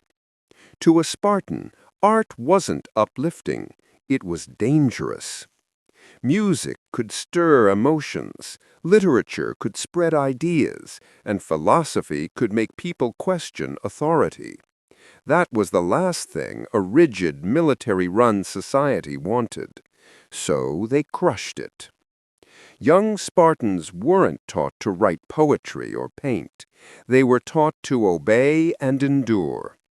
The state controlled education entirely through the agoge, where the only reading material was war stories and moral lessons about loyalty. Anything creative, abstract, or emotional was seen as pollution. Even outside the schools, art had no place. Spartan temples were plain, their architecture minimal, and their public spaces bare. While Athens built marble theaters and libraries, Sparta built barracks and training fields. They didn't even encourage history. Most of what we know about them comes from outsiders, because they never bothered to record their own story. To them, words were decoration, and decoration was weakness. Philosophers were treated even worse. The Spartans saw intellectual curiosity as rebellion. Why waste time questioning the world when you could be preparing to die for it? They especially despised the Athenian philosophers who visited or criticized their rigid system. According to ancient sources, Spartan officials would either mock them publicly or expel them altogether. In a society where silence and obedience were virtues, thinkers were unwelcome guests. Music survived in one form, military rhythm. Marching songs and chants that kept soldiers in sync were allowed, but anything expressive or emotional was banned. Even dance existed only as training for battle. Art was tolerated only if it served war. Everything else, sculpture, painting, theater, poetry, was either outlawed or quietly erased. And the irony, the same Spartans who mocked art benefited from the beauty created by others. Their weapons, armor, and temples were crafted by perioikoi, non-citizen artisans who lived outside the main city. These were the creative minds Sparta relied on, but refused to respect. When the state collapsed, so did those crafts, leaving nothing behind but ruins and reputation. This cultural vacuum came with a price. When the wars ended and the world moved on, Sparta had nothing to offer. No thinkers to inspire, no writers to record its glory, no artists to immortalize its heroes. Athens' ideas still echo today. Democracy, theater, philosophy, science. Sparta, just silence. In the end, their rejection of art wasn't strength, it was fear. Fear that beauty could humanize them.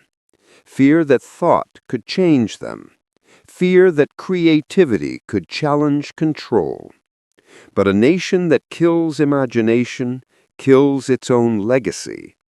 And so Sparta, the land that mocked poets, became the only civilization in history remembered for having nothing to say. In a world where most ancient women were expected to stay quiet and invisible, Spartan women were loud, wealthy, and powerful, and that made a lot of men furious. While the rest of Greece mocked their freedom, inside Sparta, that same autonomy caused deep social tension, especially among the elite. The system that gave women more control over their lives also gave them control over land, wealth, and influence. And as the male citizen population declined, Spartan women quietly became the real power behind the state. But instead of strengthening the city, it fractured it. Unlike women in Athens or Corinth, Spartan women were raised to be strong, physically and mentally. They exercised publicly, spoke freely, and even competed in athletic games. They weren't cloistered indoors. They were expected to be visible symbols of Spartan health and pride. Lycurgus, the legendary lawgiver, believed strong mothers made strong sons. And for a time that worked. Spartan women became the healthiest, most educated, and most confident in the Greek world. But as wars dragged on and men died in battle, something unexpected happened. The balance of power shifted. Because Spartan property was inherited through family lines, and because so many male heirs were dying childless in constant warfare, women began inheriting enormous estates. By the 4th century BCE, historians like Aristotle estimated that 2/5 of all Spartan land was owned by women.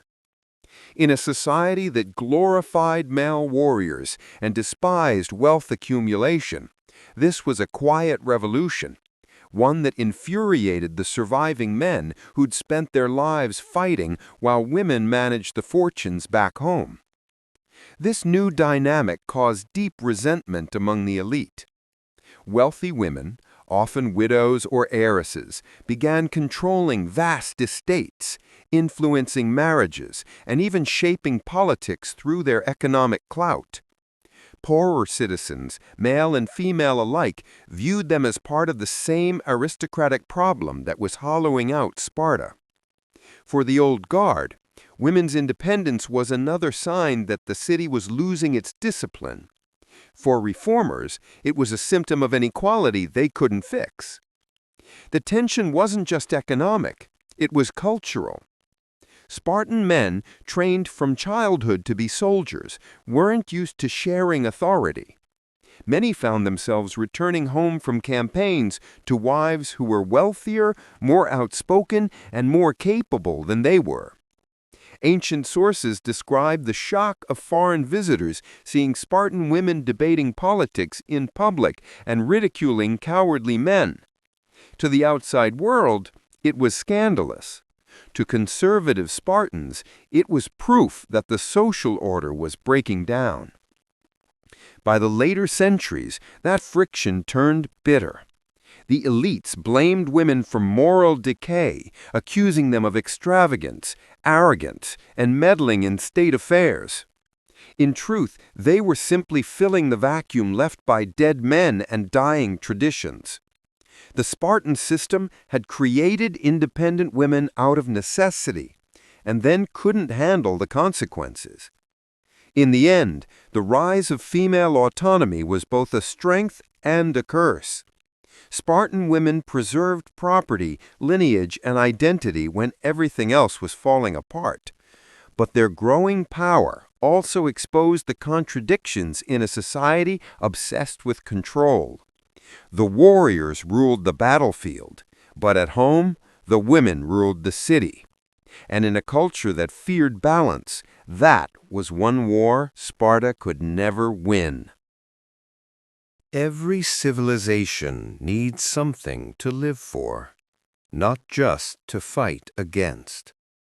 For Sparta, that spark slowly went out. In their golden age, Spartan life wasn't just war and training. It was filled with rituals, festivals, dances, and civic ceremonies that gave meaning to their sacrifices. But as the centuries wore on, those traditions faded away. The grand festivals grew smaller, the temples went quiet, and the people lost the rhythm that once held their world together. Without celebration, Sparta lost not only its joy, it lost its identity. In early Sparta, religion and civic pride were deeply intertwined.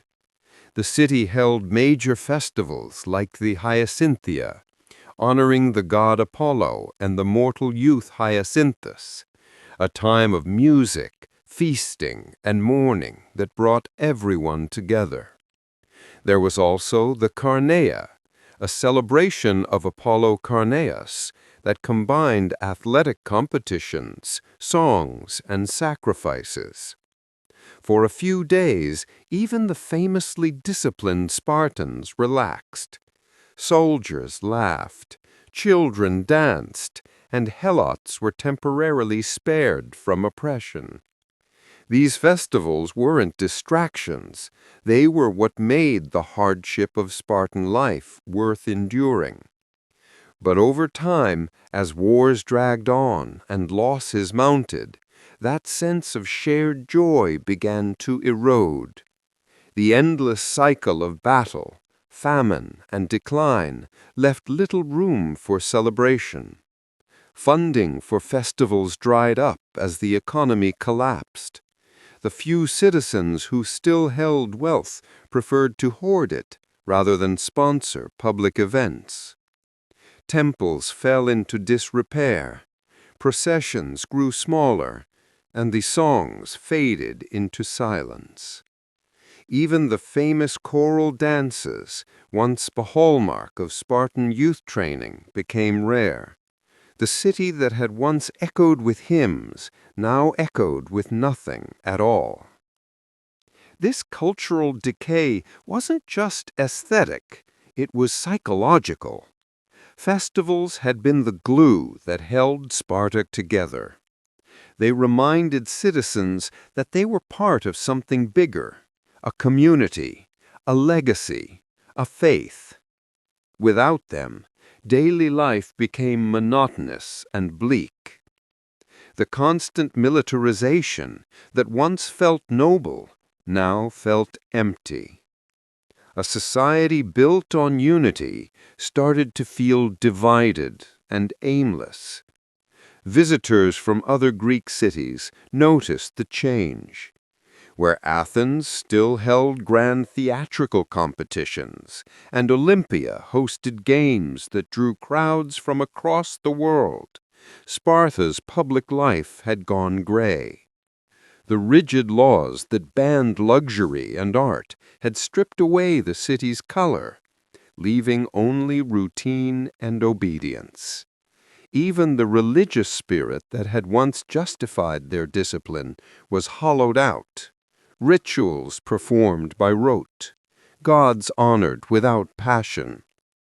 And as civic pride withered, so did patriotism. The new generations of Spartans no longer felt the burning pride their ancestors had. They weren't living for Sparta, they were simply surviving in it. Without the joy of celebration, there was nothing to remind them why their discipline mattered in the first place. By the end, Sparta had become a shadow of itself, a city without laughter, festivals, or community. The people who once marched in processions now trudged through silence. The empire that once stood for unity and purpose became a cautionary tale. When a society stops celebrating life, it starts preparing for death. Sparta's obsession with physical perfection is legendary. Babies inspected at birth, the weak thrown aside, and the strong raised to fight. It sounds brutal because it was. But what's often forgotten is how that same obsession with purity eventually tore their society apart. By treating weakness as a crime and strength as a birthright, the Spartans destroyed empathy, divided families, and created a culture where no one truly belonged. Their quest to breed the perfect people ended up making them less human. From the very beginning, the Spartan state practiced what we'd now call state-sponsored eugenics. Newborns were taken before elders and inspected for signs of deformity or frailty. If a baby didn't look strong enough, it was left to die, exposure as a form of purification. The idea was simple. Only the best should survive. But the long-term result was devastating. Every act of culling stripped Sparta not just of lives, but of love, the emotional bonds that hold the community together. Parents learned not to get attached. Compassion was a weakness. This obsession didn't stop at infancy. The agoge, Sparta's infamous training system, was a second round of natural selection. Boys who couldn't endure starvation, cold, or pain were cast out or left to die. Those who survived were shaped into soldiers who could obey orders without question, but not necessarily think, feel, or connect. In the short term, this created unmatched discipline. In the long term, it created emotional emptiness. A society can't thrive when every sign of softness is punished. Eugenic thinking also fractured the citizen class. Pure-blooded Spartans were glorified as superior beings, while anyone suspected of mixed ancestry, including children of foreign mothers or freed helots, was ostracized or denied citizenship. The irony? As the population of pure Spartiates shrank due to war and infertility, the state desperately needed new citizens, but its own laws wouldn't allow it. They would rather die out than dilute their bloodline. Purity became suicide, disguised as pride. This obsession also poisoned relationships between men and women. Marriage wasn't about love or companionship. It was about breeding. Couples were matched for physical fitness, and men could even borrow other men's wives if the state thought it would produce stronger children. The human experience, affection, emotion, individuality was sacrificed to genetics. Families stopped being homes and became breeding programs for the military. Eventually, the effects became undeniable. With fewer births, constant culling, and rigid marriage laws, the Spartan population collapsed. From thousands of full citizens at their peak, they dwindled to just a few hundred within a few centuries. What started as a policy to strengthen the nation ended up sterilizing it, literally and spiritually. By the end, Sparta's society was so obsessed with producing perfect warriors that it forgot how to produce good people. Their definition of strength left no room for compassion, diversity, or growth. They tried to engineer a flawless race and instead created a fragile one, strong in body, but brittle in soul. In the end, it wasn't foreign enemies that broke Sparta. It was their own ruthless perfectionism, a system that valued muscle over humanity until there was nothing left worth saving. If knowledge is power, then Sparta chose ignorance, proudly. The Spartans didn't just avoid foreign ideas, they feared them. Anything new, foreign, or unfamiliar was labeled corrupting. They treated outside influence like a disease that could infect their sacred way of life. And for a while, that isolation protected them. But over time, it turned them into relics, a people frozen in their own mythology, while the rest of the world moved forward without them. Sparta called this policy xenelasia, literally driving out foreigners. It wasn't just a custom, it was law. Foreigners who stayed too long were expelled, and Spartans themselves were forbidden to travel abroad without permission. The official reason? To preserve moral purity and prevent luxury from infecting their citizens. But the real effect was intellectual starvation. No new technologies, no new philosophies, no trade of ideas, just a cultural echo chamber that grew emptier with every generation. At first, this seemed like strength.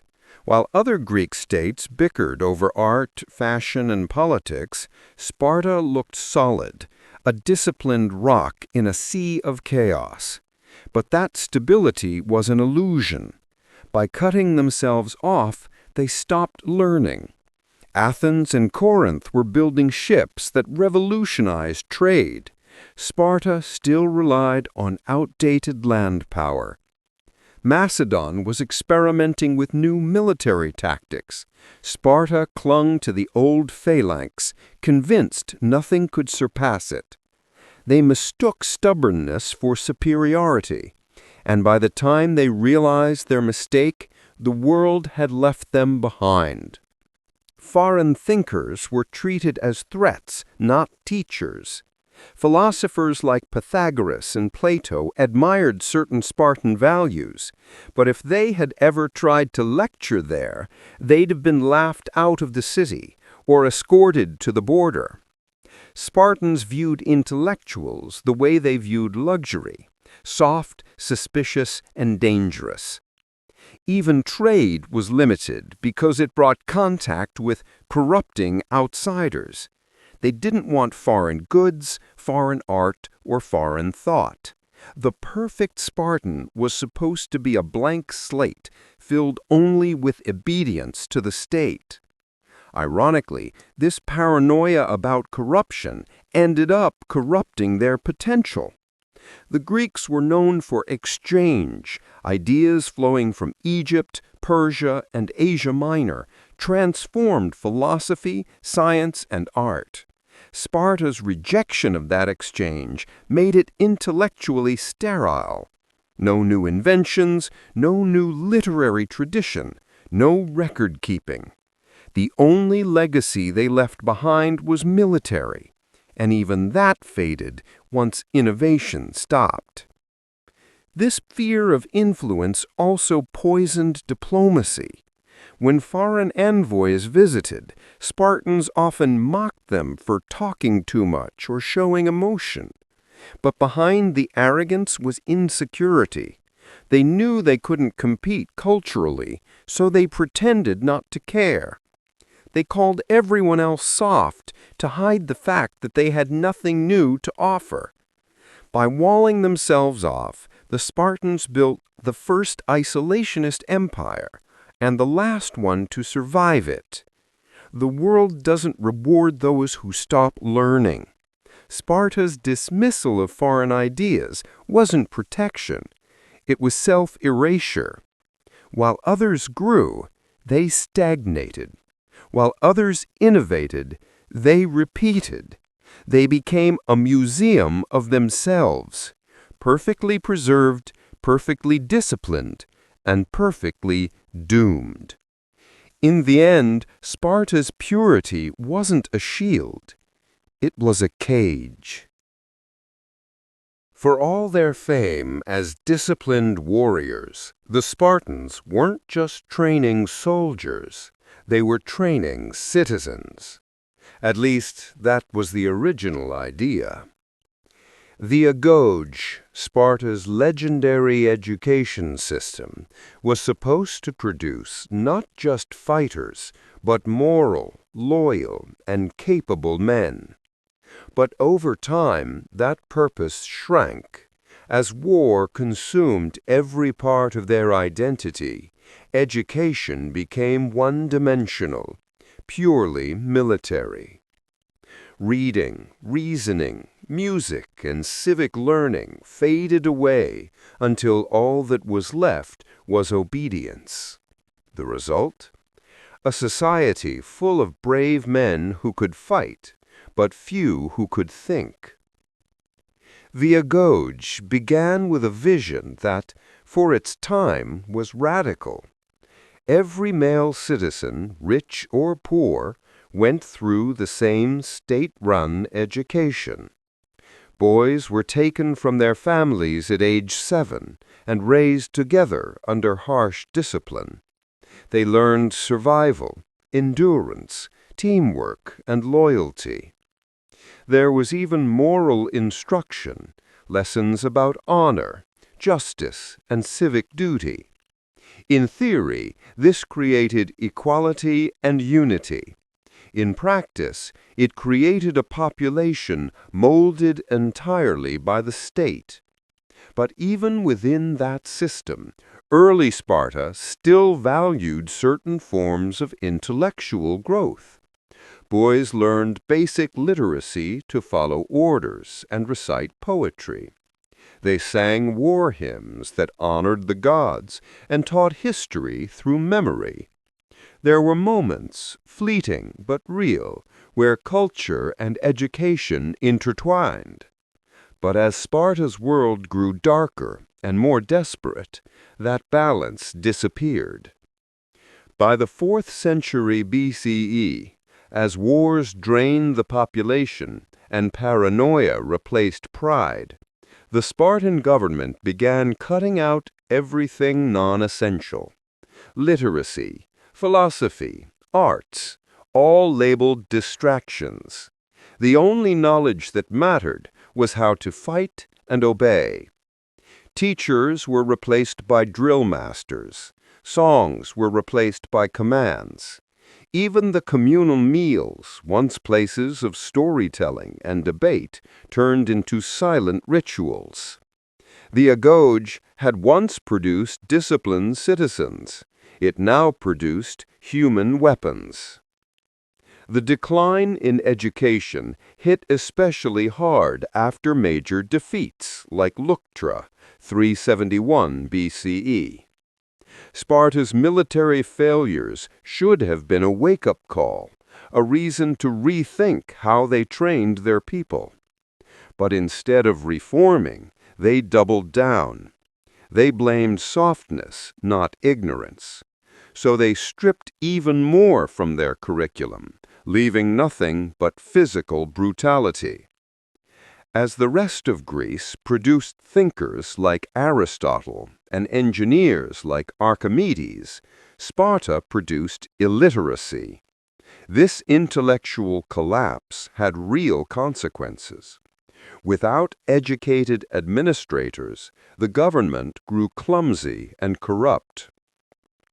Without philosophers or historians, Sparta stopped understanding itself. No one questioned policy. No one planned for the future. Even diplomacy suffered, because few Spartans could communicate effectively with foreigners. In a world built on negotiation and ideas, they had trained themselves to grunt and march. The tragedy is that Sparta's original idea, a shared, state-run education, was brilliant for its time. It could have evolved into something powerful, a model for civic responsibility and critical thought. Instead, it calcified into a tool for control. The agoge that once united Sparta ended up hollowing it out, leaving a nation of strong bodies and silent minds.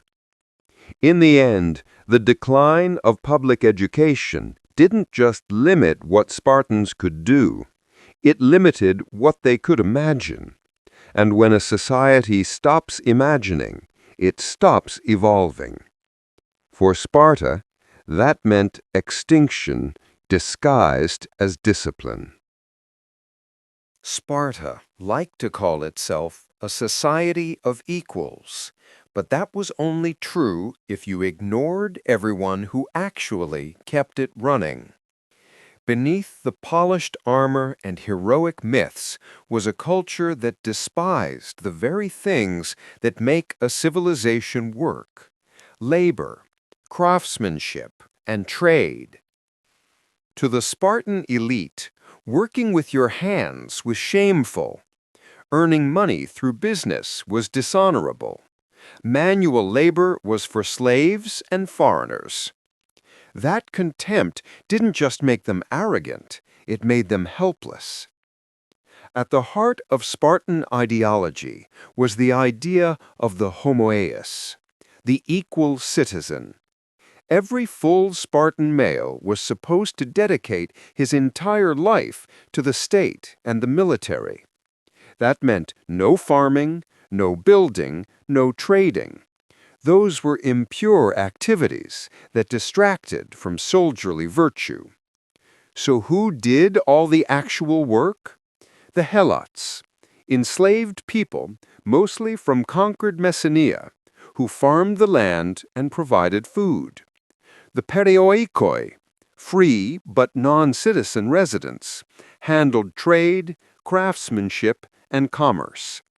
In other words, every job essential to survival was outsourced to people the Spartans refused to respect.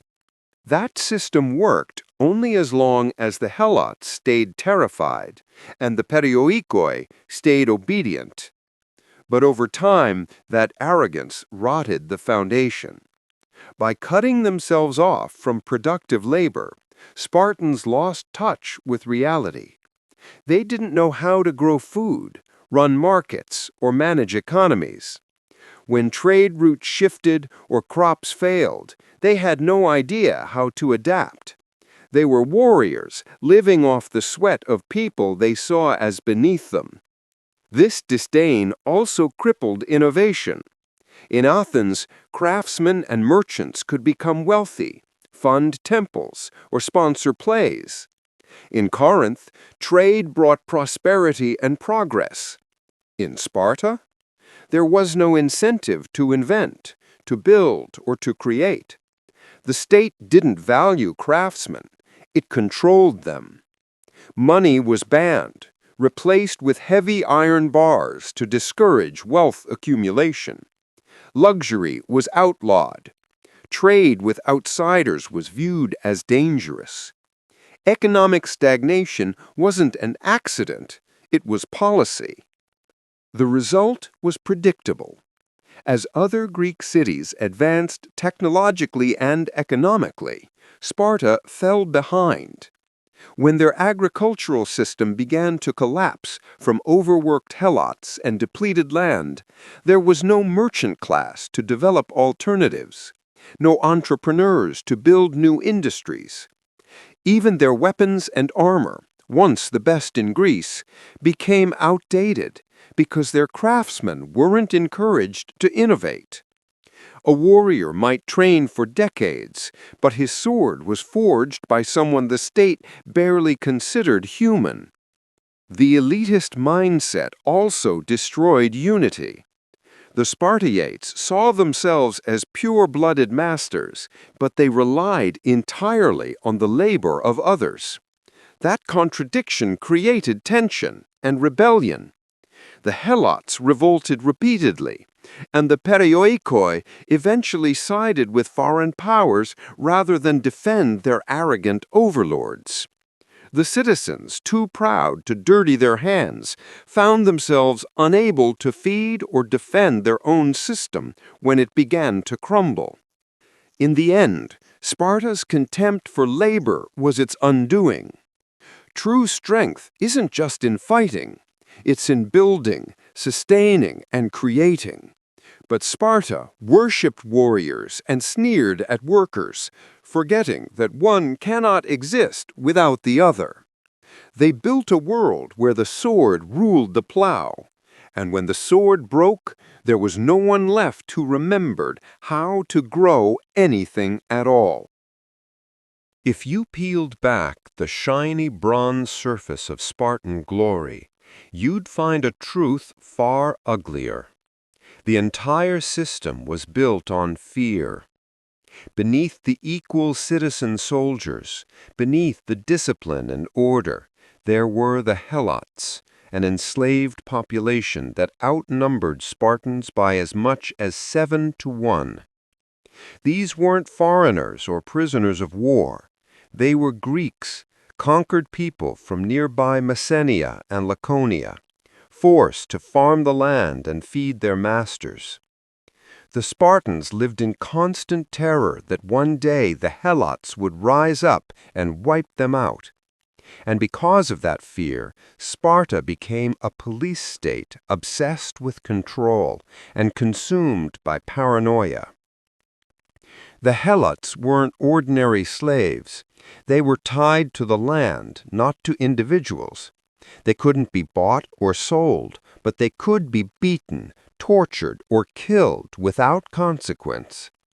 They farmed, cooked, built, and produced everything Sparta needed, while the Spartan citizens devoted their entire lives to training for war. In a twisted way, the Spartan military existed not only to fight foreign enemies, but to keep the helots in line. Every soldier was a farmer's jailer. Every victory march doubled as intimidation. And still the Spartans were terrified of them, because they knew deep down that their society only worked as long as the oppressed stayed silent. To maintain that silence, they created one of the most disturbing institutions in ancient history, the crypteia. It was basically state-sponsored murder. Young Spartans in training were sent out at night to hunt and kill helots who looked too strong, too proud, or too outspoken. It was called a rite of passage, but it was really psychological conditioning, teaching young men to kill without mercy and keep fear alive in the population.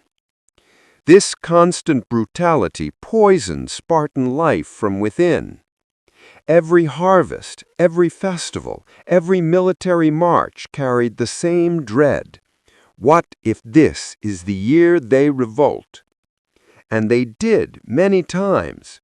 Major helot uprisings erupted after natural disasters like earthquakes, which the helots took as signs from the gods to fight back. The Spartans had to call in allies, even enemies, to help crush these rebellions. Each revolt drained resources, manpower, and morale. The warriors who prided themselves on bravery spent centuries sleeping with one eye open. That fear shaped everything about Spartan society. The government banned travel abroad, not to protect purity, but because they couldn't risk leaving home undefended. The military trained obsessively, not just for foreign wars, but for domestic control. Even their famously equal citizenship system depended on helot labor, meaning that every Spartan's freedom rested on someone else's chains. It was the ultimate hypocrisy, a society that worshipped liberty but ran on slavery. In the end, the paranoia devoured them. Generations of Spartans grew up seeing their slaves as an ever-present threat, and that fear infected their politics, their culture, and even their faith. A civilization that defines itself by control eventually becomes its own prisoner, and Sparta was no exception. They built a world where they could never relax, never trust, never stop watching the shadows. Sparta didn't collapse because the helots revolted. It collapsed because it never stopped expecting them to. When Sparta finally began to fall, it didn't reinvent itself. It started pretending. Instead of facing its decline, the city tried to cosplay as its former self, clinging to memories of glory like a ghost that refused to move on. Statues of heroes were polished, slogans of discipline were repeated, and every new generation was told they were descendants of the great Leonidas. But beneath the speeches and ceremonies, there was nothing left, no strength, no unity, no purpose. The more Sparta tried to imitate its golden age, the more hollow it became. After the defeat at Leuctra in 371 BCE, the myth of Spartan invincibility shattered. Their armies were crushed, their land occupied, and their dominance gone. Yet, instead of evolving, the Spartans doubled down on nostalgia. They tried to revive the old ways, the agos, the military drills, the iron currency, the austere lifestyle.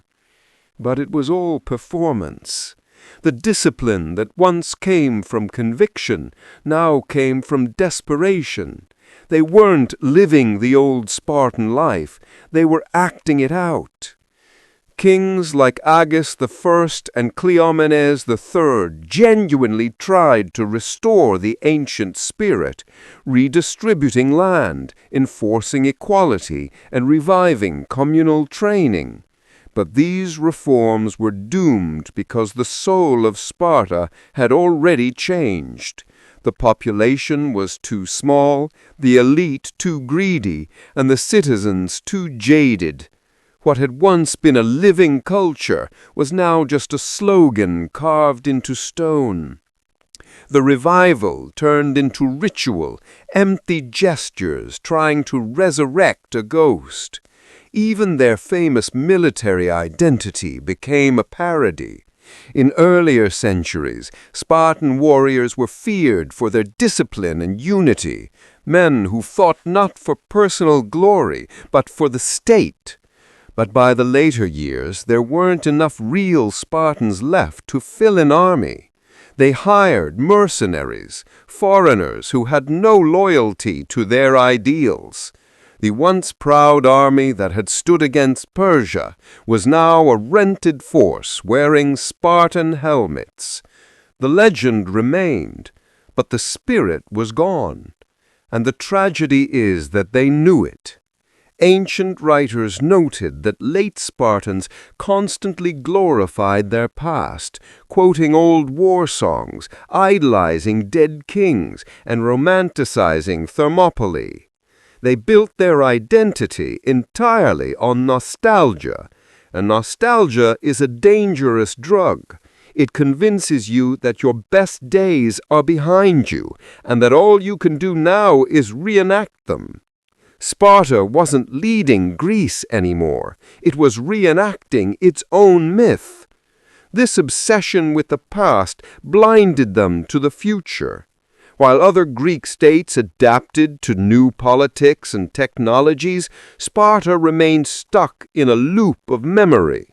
They refused to evolve because they believed perfection already existed in their ancestors. But you can't live forever in a museum. By the Roman era, Sparta had become exactly that, a tourist attraction.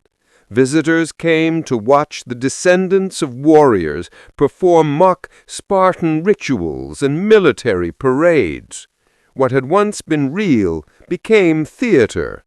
The Spartans who had once terrified the world were now performers in their own legend. In the end, the greatest tragedy of Sparta wasn't its fall.